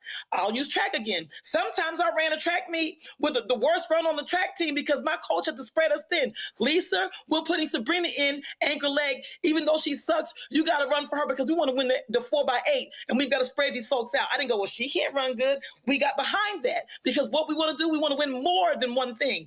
People are selfish. Right there, it tells you the politicians who were polling low, they don't care about you. Next time, find out, I'm not voting for you. That's what's going on. It happens everywhere. And I'm not understanding why people see the math is not mathing. The math is not mathing. Get behind the person who has the best chance to win. What's the problem? Like Dr. Lee said, is it your ego? So that means you don't really care about the people. You want to be a local superstar too. It's a problem. Joe, these are the early voting numbers. And again, they already called the race. You can see right here. You've got Luther, Uncle Luke Campbell, Sheila Sherfullis McCormick, Dale Holderness, Elijah Manley, all African-American. 4 African-Americans running against Wasserman Schultz. She has 50.53%. Okay? It's not like she couldn't be beaten. But none of those 4 wanted to drop out. Yeah, and the quick math, it looks like all those 4 together are 33 plus 15, and so that's 48 to her 53, assuming it would have been the 50. No, she's got 50. She's at 50. She's got 50. 50.53. Right, and so you are right where you need to be if you consolidate, is the point. And so, we have to decide. We can't have this if it's not me, it can't be any of us kind of thing. You have to get behind somebody. You know, we saw something similar here in California when, 18 people was running for governor, however many it was. And really, we got lucky that Swalwell got smoked out. So he had to leave it, because otherwise it could have been 2 Republicans in there, or we could have jeopardized ourselves going towards the fall. And so not only is it important, if you understand that you can't win and the numbers don't match up, is to get out, but to get out early enough so you get off the ballot, so that the residual of you is not there. You know what I mean? And so, so it's a serious problem. And listen, she might have run in some other district, but her money came with her, her campaign account came with her, her name recognition came with her. She is not a slouch, Debbie Wasserman Schultz. However one might feel about her, if you wanted to have a chance to beat her, you needed to join forces. It wasn't going to be just one of you. Even Luke. Luke made some records. He did pretty good with the Supreme Court. But that's not going to be enough to win for Congress, as it turns out. And so you have to do what you have to do in order to win, if the goal is winning. And that's the big if here. The governor's race, U.S. Senate race results won't be available until after 8 p.m. And so we'll be certainly certainly watching that.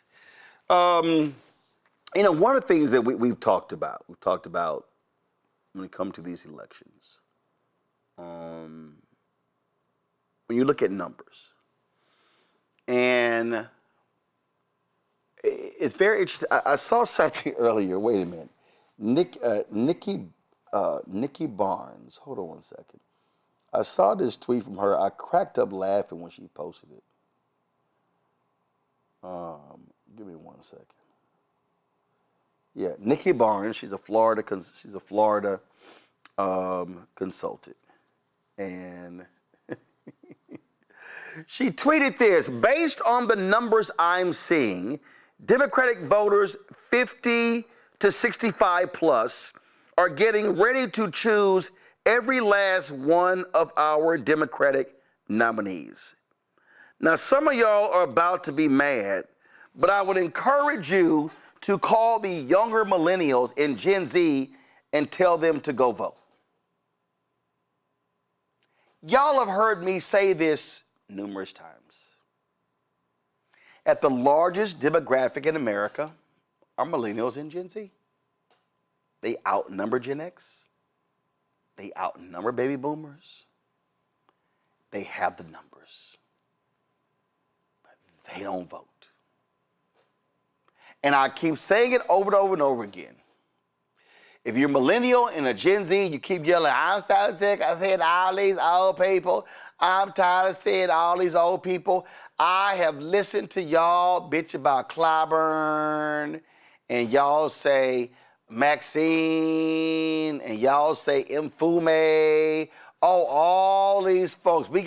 I'm sick and tired of these 70 and 80-year-old people holding office. We need to pass the baton. No, y'all need to pass the ballot. This is not that hard, y'all. If you do not vote, you are not going to win. And the numbers don't lie. The two groups that vote the highest across the board, 54, 55, 64, and 65 plus. That's who's going to the polls. So I don't want to. I don't know what it takes. I don't know what it takes, Joe. But I'm just gonna keep saying, hey man, the candidates are not just gonna come to your house and knock on your door and sit in your lap and say, let's go vote. So when you look at the ballot, student loan debt's on the ballot, health care's on the ballot, housing's on the ballot. All the stuff, you look at all of these polls, all these surveys, all these things, it's right there. But they got to show the hell up. that would seem to be motivating, right? The idea that healthcare is so expensive, the idea that housing is so expensive. A kid's not going to graduate from college in Southern California and afford $3,000, $3,500 rent to start. It's not going to happen. It would seem as if they would have the urgency to step up and make their voices heard through voting. Andy Young said in his book years ago, he said he was talking about more of the Black establishment, the older folks, the Roy Wilkins, people in NAACP and Urban League. And he said, was there a little friction there? There might have been, but the fact of the matter is nobody gave us power. We took it. We brought it directly to the people. And so if the youngins want to be heard, all they have to do is get involved based on what they need, based on what they're missing, based on the fact that it's going to be more difficult for my child to have the same advantages economically, et cetera, that I did. That ought to be a motivating factor, one would seem. And so you can't stand on the sidelines when you're supposed to be in the game and then, be pissed about the outcome. That's not going to do anything. And really, if you really want people to be responsive and to react to what your concerns are, you have to show up with your vote. Because if we all did show up and vote like that, there is some combination and some correlation between what the older folk, mature folks would want and the younger folks would want. We would be winning elections all the time. And so they need to show up, show out, do what you need to do, because you got needs too. And that's the thing, Lisa. I mean, I don't know. Right. I mean, you can't say, well, I didn't know, I didn't realize it. I mean, I'm sorry. At some point, you have to grow your ass up. And look, I tell my nieces, welcome to adulting. No, right. Now, I'm going to have to push back a little bit. I am a senior citizen, I am cute. But I got to just say, it's about representation. It's not as simple as y'all Negroes vote. Now, I'm going to say this here. Hold on, stop. When you say it's about representation, what does that mean? I'm about to tell you. Now, I call them lifers. I'm not going to name no names of all of the lifers who've been in Congress since 1975, 1982, and 1905, and 1962. They've all been there. They don't do what I think. I'm not a political strategist. I'm a little black girl from Newark with an idea. I really think what would help the vote for the little youngins is if the lifers didn't try to be there for life and they do or can do what Mamdani did.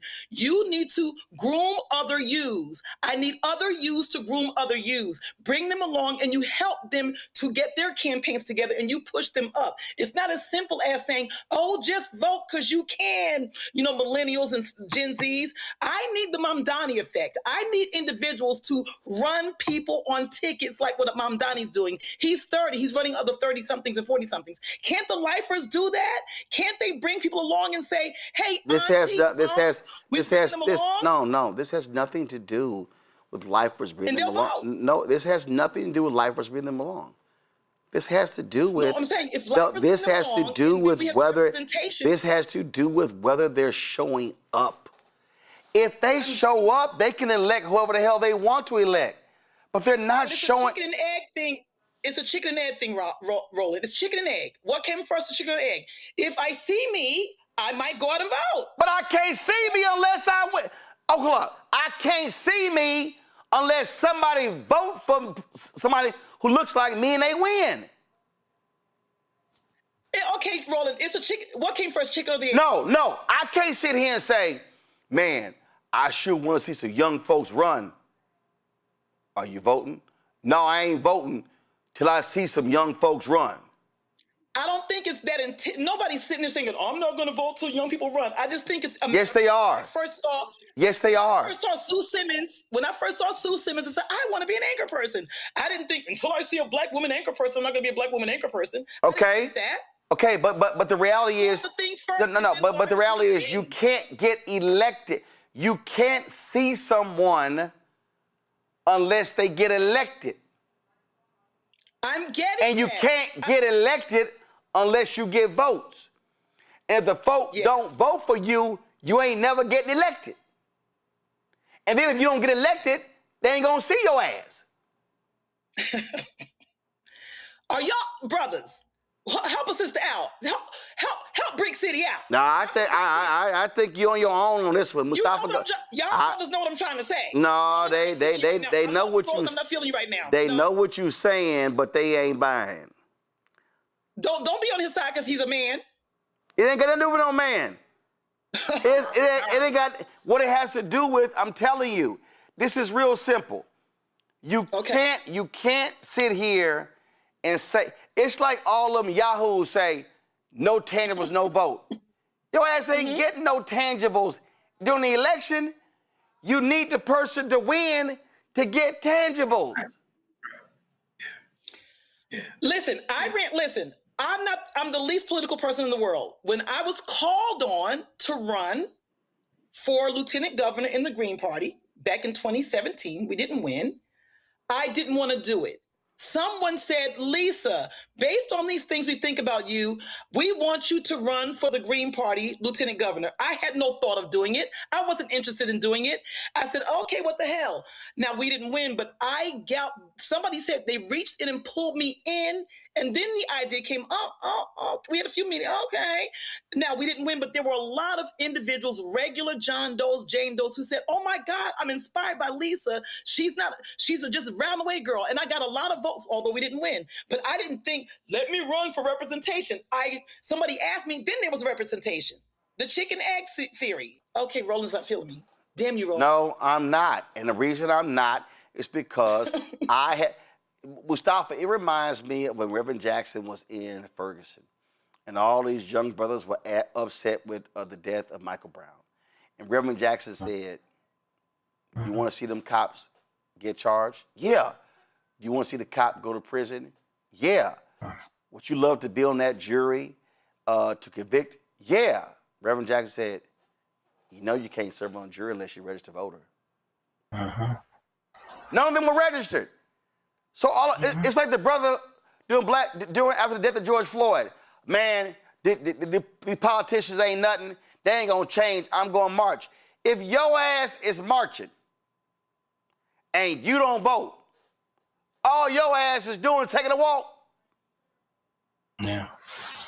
I mean, that's real. You know, I like to use myself for a real world example. So I work with all kinds of young people all across this country, some outside the country. So we'll focus on the ones here. I'm always encouraging them when they tell me that they, are not appreciating what they're seeing. There's impacts that are happening. I'm like, well, you got to run. You got to run for office yourself. It doesn't mean you got to run for congressman or senator. Start, on the local level, and then as you build your portfolio, you can move up. So I do think that it's important for us to encourage young people to run for office. But of course, you got to vote. You got to get registered to be able to do that. The other part of it is that younger people, especially the groups that you just mentioned, are going to be facing a different set of challenges along with some of the traditional challenges because our economy is changing so rapidly, jobs are disappearing, and younger people need to be playing a role in framing out these new sets of opportunities that are going to be in front of them. And if you are not, voting, if you are not a part of the process, then somebody else is going to be making some decisions, and more than likely they won't be beneficial to you. We can flip this same conversation to brothers who are on the corner who are deciding not to vote. And I have the exact same conversation with them. If you want something to change, then you should run for office, because often you'll hear people say, well, I don't want to vote for that Democrat or that Republican or maybe even that independent. First thing I say is, why don't you or somebody who you have respect for get them to run, and then you get engaged and make sure that you're voting and getting other people registered, so forth and so on. And I think that has to be a part of the conversation, because it goes back to what I say about you have power unless you give it away. Most people don't understand how many things are tied up into what we're discussing today and why they need to be playing a leadership role in the direction for our community and our country. Votes are about numbers. If I get more than this person, I win. And all I'm saying to millennials and Gen Z, y'all literally have the numbers. The numbers are on your side. But that means nothing if you don't maximize your numbers. If you are not voting in huge numbers, and if when you look at the turnout, y'all, it don't lie. Who votes the highest? 65 plus. Who's second highest? 55, 64. Who's third highest? 45, 54. And then it goes down. 35, 44. Then it goes 25, 34. Then it goes 18, 24. And the lower you go down, the lower the numbers. I'm saying y'all got the numbers. Use them. I'll be right back. Roland Martin Unfiltered on the Black Star Network. Support us. Join our Breed the Fuck fan club. You want to contribute via Cash App, use the Stripe QR code. You see it right here. It's for credit cards as well. Checks and money order. Make it payable to Roland Martin Unfiltered. P.O. Box 57196, Washington, D.C. 20037. That's 0196. PayPal is R Martin Unfiltered. Venmo RM Unfiltered. Zelle Roland at RolandSMartin.com. Roland at RolandMartinUnfiltered.com. We'll be right back. All right, folks, let me get personal for a second. My mom had questions about her Medicare, so she called Chapter, a Medicare advisory company, and she texted me right after saying it's a great benefit. It was easy. A real person walked her through the whole thing, and now she understands better what's going on. But it's not just her. A woman in Yonkers wrote in saying the process was so simple, the enrollment was easy, and she was so glad she called. Then there's Marilyn, 90 years old, in Florida, living on Social Security. Her premium climbed every single year north of $400 a month for coverage she could barely afford anymore. So what does she do? She called Chapter. They found her the same top-tier coverage for hundreds of dollars less. 90 years old, and finally somebody in her corner. I hear stories like that again and again from our community. The Medicare system was not built to work for you. Too much fine print, too many plans. Yet Chapter's advisors are independent and honest, the only Medicare advisors that compare every plan nationwide. They're focused on one thing, what actually works for you. If you're already in the right plan, they'll tell you. No games. And people who switched with Chapter saved an average of $1,100 a year. All it takes is 20 minutes.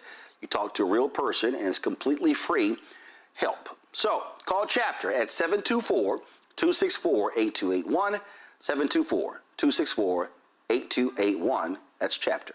I don't know about you, but I find it interesting that so many people think they know black men so well. How we feel, what we think, what we want, why we do what we do. Hell, they even told us why we vote and why we didn't vote, but never asked us what our aspirations were, what scared us, what pisses us off, what we live for, how we live. That's what this show is. No translation, because we don't need anybody speaking for us, but we do need to speak for ourselves. This is not a traditional election show. No. We don't need to speak through other people's lens. It's no translation. Right here on the Black Star Network. Join us.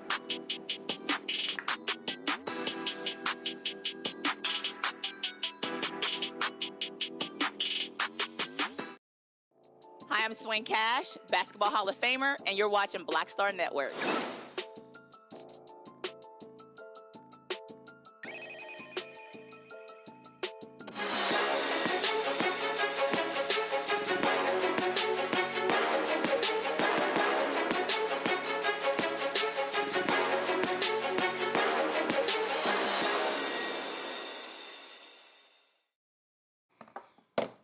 All right, y'all. If you're ladies, you're looking for you're a bag lover. This is just for you. Just Melanin, CEO and founder Miosha McFadden has created Brown Girl Bags, a luxury handbag brand that centers black women in spaces where elegance, confidence, and representation belong. Miosha joins us now from Atlanta. Miosha, glad to have you here. How you got Brown Girl bags and your ass sent me a black bag? Well, see, I ran out. I had an event 2 Saturdays ago, and I sold out of all the brown ones. But that's still a bestseller. The Brown Girl bag is still. All right. So I literally do not understand the concept of women in these damn bags. I don't get it. It's a bag, okay? So take us through, because we've seen some crazy expensive bags. Lord, I've seen people crying over a Birkin, which makes no sense to me. And so when you were creating the bag, so when you were making comparisons, when you were studying, when you were looking at the bag that will attract customers, what went all into it? Yeah, so growing up, my aunts, they sold bags. They sold like bags that were already made, like the Louis Vuittons. They were just redoing bags. And so like all in high school, I used to have different bags. I used to love bags. And so I didn't really grow up in a household that we had a lot of money to afford like the luxury items. So when I graduated college and I started making that money, I was buying the real bags, and I was just putting my money out into these different brands that didn't necessarily want us in their stuff. So my whole goal was to start a brand that represented us, represented Black women, allowing us to feel stylish, feminine, and bold and confident. All right. And so what were you doing when you started this? I mean, what was your background? So a little bit about myself. I do a lot of things. So I'm a licensed therapist. I'm a hairstylist. I'm a mom, a business owner, mentor. And so I know what it's like to wear different hats. So the idea of the Brown Girl bag, became bigger than just a handbag. It became like a representation of what we carry, everything that we carry. So like I said, I did start after I graduated from college in 2015. I went to an HBCU and I saw like how that was like a culture shock for me. And I just wanted something to represent us. And so like I said, I was putting money into different brands and they didn't necessarily want us in their stuff. So why not create a brand that welcomes us, for us, by us? Okay. All right. So take us through your bags. Is it a question of, and first of all, where are your bags made? How are they crafted? I have them manufactured overseas. So I let them know my idea. They create it, they send it back. And the idea is to have different shades of us. So I have the browns, I have like the light colors, I have the darker colors. And that's like the craftsmanship behind it. And they're vegan leather bags. So they're affordable. Vegan leather bags. Okay. All right. Gotcha. Do you have bags for meat lovers? I mean, I like meat. So, all right. Just check. Question for the panel. Lisa, you first. What's the T on my bag, sis? What's the T? I got a P.O. box number. I'll give you one. And like I said, my tagline, every time someone buys a bag, they say, I love my Brown Girl bag, because I look at it as not just a bag. Like I said, it's a representation of everything that we have to carry. It's a statement piece. It speaks before you even get to. Absolutely. And I wanted to ask, an important question since we're talking. When you started your business right around the crux of the whole, the tariffs and yada, yada, yada, yada. So what happened when all the tariff BS jumped the hell off? What happened to the manufacturing and your price point and all of that? It was definitely a lot. Like I said, I didn't come from like the background where I had a lot of money to invest in luxury. And so my whole goal was to make it affordable luxury. So around that time when everything happened, like my business, like the money that I poured in it, it was a terrible point. And so it was moments where I wondered, why am I really doing this? But when I was like I used to go to different colleges popping up, and I used to see a student, with the bags, and then it reminded me of why I started. So a lot of times when I'm like crashing down, I just remember, my why. I love that. Do you think there's somebody an American manufacturer who you can use, whether they're Black or white? Do you have any American manufacturers you looked into where you won't have to worry about getting things from overseas, Japan, China, wherever? Is there such a thing as that? Since they're not leather. It is, but a lot of them, the price point is higher than what it is overseas. So if that's the case, I would have to go up on what I'm charging. I've said that. I've said that for a very long time. That people, when they always say, "Can you make it in the country?" I'm like, "Yeah, but are you going to pay the higher price?" I mean, that's just the bottom line that when it comes to Gotcha. Joe. Yeah. Congratulations on what it is that you're doing. Couple questions. Are there different sizes? And talk about the different purposes too. Could I use, dumb question, could I use this bag at the supermarket?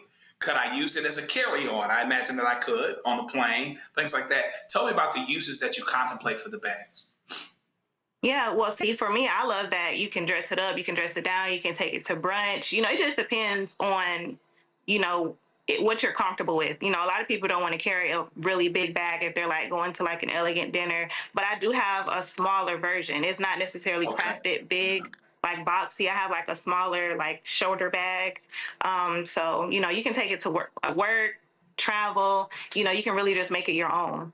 Because like I said, I want it to be a representation of everything that we are. My goal is to definitely branch out and get different sizes and different colors. But like I said, when everything started with the tariffs, it kind of put me back 10 steps. So I'm trying to build back up. Mustafa. Great, thanks. Congratulations on all the success so far. I'm curious, what does 2027 look like for you and your business? That's a great question. I guess it's always hard for me because I envision what I wanted it to be by now, because I started in 2024. So I was saying, like, in the next 2 years, I'll see my bag on celebrities. I'll see my bag on the screen. It'll be big, but it's not there yet, but that's still always the goal. I want it to be more awareness on it. I want the little girls to see it and see this bag is for me. I want it to be like a big thing because, like I said, I'm a mentor. So like, even when I go into the schools, it's always bullying on skin color, who's lighter than the next, it's a lot. So my bag is like for all of that, to pull all that together and to remind you that you're confident no matter, what. So I hope it can be like worldwide to where little girls can see it and know that the bag is for them. So, they can see it from a bigger perspective. Thank you.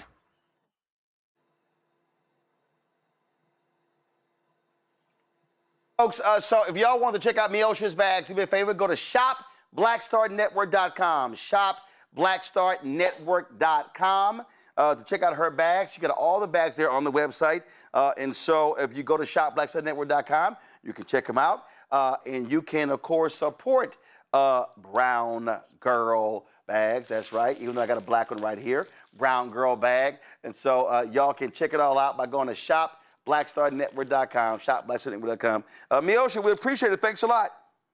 No problem. Thanks for having me. All right. Give me 1 second, folks. We have been covering looking at what's happening in the Florida races, and I'm checking something right now, and I don't see this here. So we told you that initially we said numbers were coming in at 8 o'clock. I just made a phone call, and they said AP called it. I have not seen. Do me a favor, Keenan, Carol, I need you to check the AP wire to see if they've actually called this race in Florida.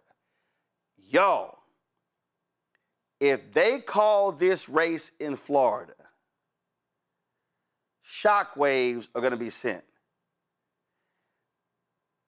This is the New York Times with 83% of the vote in. Angie Nixon is up 55-44 against Alex Vindman. He's a retired lieutenant colonel. She's a state representative. He had endorsements. He had millions of dollars. She did not raise lots of money. It was Angie Nixon, of course, who was battling, fighting voter suppression, fighting Ron DeSantis. Straight up, I just made a call to someone who's working on her campaign and said, Roland, this over. She's won. AP called it. That means that, but I haven't seen, nope. Take it back. Go to my iPad. It has been called. Go to my iPad. Angie Nixon has won the Democratic primary in the state of Florida. The race has been called by the Associated Press. That is a huge upset in Florida, Mustafa. Again, she was being crushed in the fundraising. He had the endorsements, Democratic establishment. I told y'all, I kept telling people, watch the enthusiasm, watch what this is. Folks are saying in Florida, we want a fighter representing us. This is huge, Mustafa. So there's a new set of energy, right? If you look at many of the races across the country, even for the ones that are close, and maybe those who folks label as freedom fighters, as we the people, you know, people have a different set of expectations right now, and she meets those expectations. She's somebody who doesn't back down. She's somebody who has a very well thought out plan. She's someone who also understands how these levers of power work. And, you know, she's bringing a new set of energy. And people want that. People are looking for somebody who's authentic, to be quite honest with you. Somebody who's not going to just, you know, bend the knee. Somebody who's going to make sure that the things they care about in community are being honored and lifted up. And if you're not bringing that energy, then you're just the same old, same old. So in many instances across this country, you're going to see this play out time and time again because people, you know, want something different, and they're willing to show up, cast their vote for it, and we'll see how the general goes. Y'all, this is huge, huge, huge, Lisa. Again, I mean, folks were saying, oh, Vindman, he's going to run away with this race. Yeah, you know, there was a song back in the 80s. I forgot who made the song. The line goes, I want a new one that won't make me sick. So we're sick of these same olds, like the doctor said, Dr. Ali said. So you're seeing this energy that's playing out across the country in other races, much like the race in Florida, like you have the Mamdani effect. The same thing happened in Newark a couple of weeks ago, where Donna Jackson was very similar to her. She was the freedom fighter for 20, 30 years, kissing babies and shaking hands, making sure she's fighting the status quo. She won in Newark as the councilwoman at large with like $2,000 because the energy was there. So this same energy was there in Florida, and I was not shocked at that because, like he said, people are tired of it. We want fighters. We don't want people to kiss the ring and bow down to individuals. We want people who not only say they're going to fight, but they are punching folks out and knocking folks out in the ring. That's why I think she won, and that's what I think is going to be the momentum, like you said, Roland, across the country. It's going down. Meet me in the mall. It's going down. It's going down, and I'm excited. I like the young folks. I've always said this, Joe. Ballots beats bucks. You can raise a ton of money, but you got to hit that ground in order to pull those votes, and that's what Angie Nixon here did.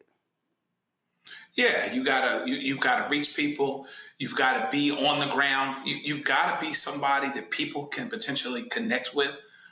There is now, you know, money is money, but ballots, you know, can beat bucks, right? If people connect to you and they consider you as real, they consider you as fresh, they consider you as somebody that will actually fight for them. It's too bad for Vindman, because Vindman was in a particular place, in a particular space, where he looked like this underdog coming into politics, as it were. But then he has all the traditional money. He has all the traditional support. And in the worst case scenario, you add that with the option of a fighter, people might start looking at you a little bit sideways. And that's what actually ended up happening here. All the money and all the endorsements didn't end up being the thing, because there's still quality over quantity. It's still quality over quantity, and in a certain scenario and at a certain time. And I think it's not to be lost on us that this is going on in Florida. People in Florida elections, Republicans in Florida elections, in statewide elections in Florida should not be taken for granted that this is yesterday's Florida, that this is Ron DeSantis's Florida. Things can actually change very, very quickly because the numbers are down there to help make it change if you've got the right candidate who can connect to people in a real and authentic way. This was a headline that was at one of the TV stations in Florida. Alex Vindman's money advantage meets Angie Nixon's Florida roots in Democratic Senate primary. Now, keep in mind, they were running for the special election to fill the final 2 years of the term of Senator Marco Rubio, who became Secretary of State under Donald Trump. They will have to run again in 2028. Ashley Moody was picked by the Republicans to replace him. And so Angie Nixon is going to be running against Ashley Moody in November. Again, Mustafa, Vindman raised like $16 million. I mean, the PACs, all these different people. We had Angie Nixon on the show. Y'all should be having the B-roll. We had Angie Nixon on the show, and she talked about, hey, I ain't got that money, but we out here in these streets, and we're sitting here making it happen.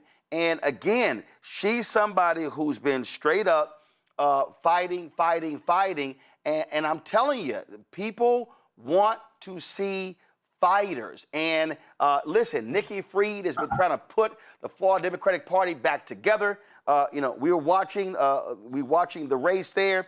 We're watching the race there as well. When it comes to, let me pull up a second. I want to see the gubernatorial race, what's going on there, what's happening there. Let me see here. Bottom line is that when you start talking about these races, listen, it's so clearly based upon what we see right here, it's going to be Byron Donalds on the Republican side. He wins with 48% of the vote to 24%. He is going to be the Republican nominee. And then on the Democratic side, former Republican David Jolly is going to be running against Donalds. He easily wins easily wins there. So again, we're in a climate right now where if you want to play it nice, play it safe, Mustafa, that ain't going to cut it. Folk want to know, are you going to confront and look these fascists in their eyes and say, I'm going to take you down? People want to know if you're going to throw them bows. That's what they want to know, because that's what you literally have to do. If you buck! I mean, you got to. You really don't have a choice anymore. People want authenticity. People often talk about politics and they talk about grassroots, but they don't come from the grassroots, so they don't know how to actually build a grassroots movement. We were blessed to have her on the show. She actually understands what that looks like, building those strong coalitions, because I've often said, and I've seen it numerous times, that the power of people will beat the power of money every time, if you are organized and if people show up and if people understand that they have power. And she was able to translate that. She was not able to just translate it, but she was able to make sure that people actually felt it, because people can see it and they can hear it. But if they don't touch it and then feel it, then, often it does not translate into the fullness of what it could be. So to see that transpire just reinvigorates so many people across the country who sometimes give up or think that my voice doesn't matter or my vote doesn't matter. She made people understand that, yes, it does. And if you give me that vote, I won't let you down. I'll get in there, I'll swing, I'll work when there's opportunities to work, in a fashion with other types of folks, maybe across the aisle, if that's something that shows up. But if not, I'm not going to, I'm not going to fall backwards on what my values and priorities are for the people whom I serve. So that's good. The other one, that's going to be an interesting race with Byron Donaldson and then Jolly on the other side of the equation, because it's going to be a very, very tight race. Florida could look very different in the next set of months. So folks should really take a deep look at the candidates and figure out whom best represents what you want the future of Florida to look like. And then I hope folks across the country will do the same thing and ask themselves, what do you want America to look like? And how do you want America to play a more positive role in your life, in your community? Well, Lisa, bottom line is they've been talking about, again, when you look at Florida, Republicans have been doing well. But guess what? There are massive issues in Florida. People are selling their homes. They got insurance issues. I mean, Ron DeSantis has not been running the state well, and this could be. I'm talking about a blue tsunami.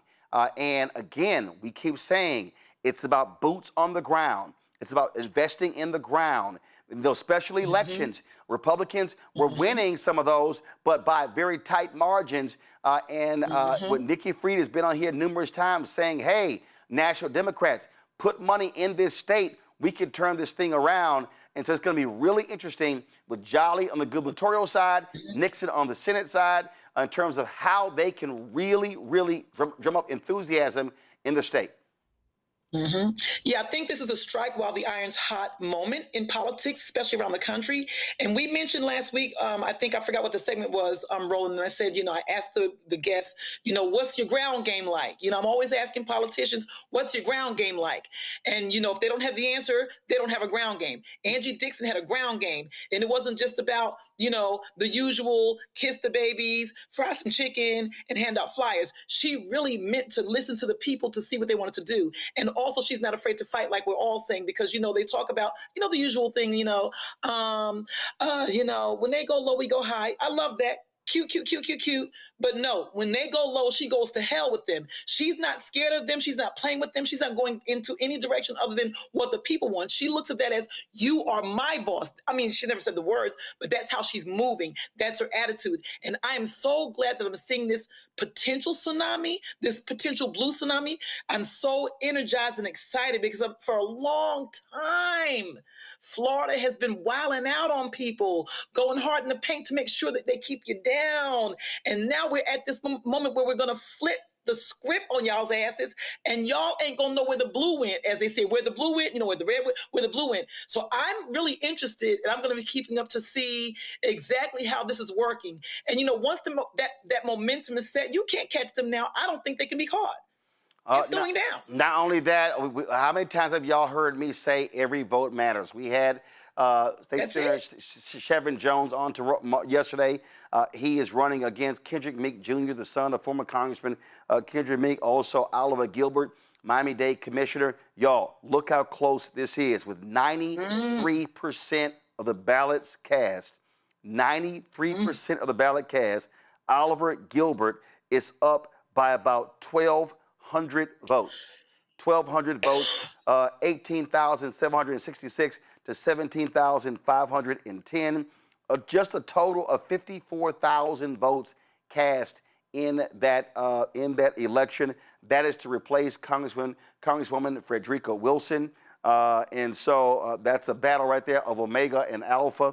One of the few times Omega is winning over an Alpha. But that's what's happening right there. And so we'll see in terms of what the outstanding votes are. But looks like Oliver Gilbert, with up 2 points, could eke this victory out. And again, perfect example. We said all the time, every vote matters. Folks, that's it for us. We're going to have more coverage on tomorrow's show. Let me thank Mustafa, Lisa, and Joe for being here. I certainly appreciate it. Thank you so very much. Folks, if you want to, of course, support the work that we do, join our Bring the Funk fan club. It's critically important that you support what we do because we don't have millionaires and billionaires cutting us checks. We ain't got Fortune 500 companies cutting us checks. We do this for the people. We cover the stuff that matters. And so your support is critically important. For Cash App, use the Stripe QR code. You see it right here. That QR code is for credit cards as well. Checks and money order, make it payable to Roland Martin Unfiltered. P.O. Box 57196, Washington, D.C. 20037-0196. PayPal's R. Martin Unfiltered, Venmo RM Unfiltered, Zelle, Roland at RolandSMartin.com, Roland at RolandMartinUnfiltered.com. Download the Black Star Network app, Apple phone, Android phone, Apple TV, Android TV, Roku, Amazon Fire TV, Samsung Smart TV. Be sure to get our Roland Martin Unfiltered swag on Black Star Network swag by going to shop.blackstarnetwork.com. You see all of our great T-shirts with our American 250 shirts. I got our quotes on it, our Robert Patillo flamethrower shirt, and Don't Blame Me, I Voted for the Black Woman shirt as well. Shop.blackstarnetwork.com. Every product that you see in our studio, these are all black-owned companies. When you buy products from them, you are supporting this network. You're supporting them. And so go to shop.blackstarnetwork.com to peruse all of these products by going to our marketplace segment. Download the app, fan base. Follow me at Roland S. Martin. Folks, that's it. And also, shout out, of course, Jamel Hill sent me this. She sent me 2 shirts. One is black, one is white. I think I'm going to have the black one on tomorrow. Support black journalists. And so, Jamel, I certainly appreciate it. Thanks a lot for this shirt. Folks, that's it. I'm going to see y'all tomorrow right here, Roland Martin Unfiltered on the Black Star Network.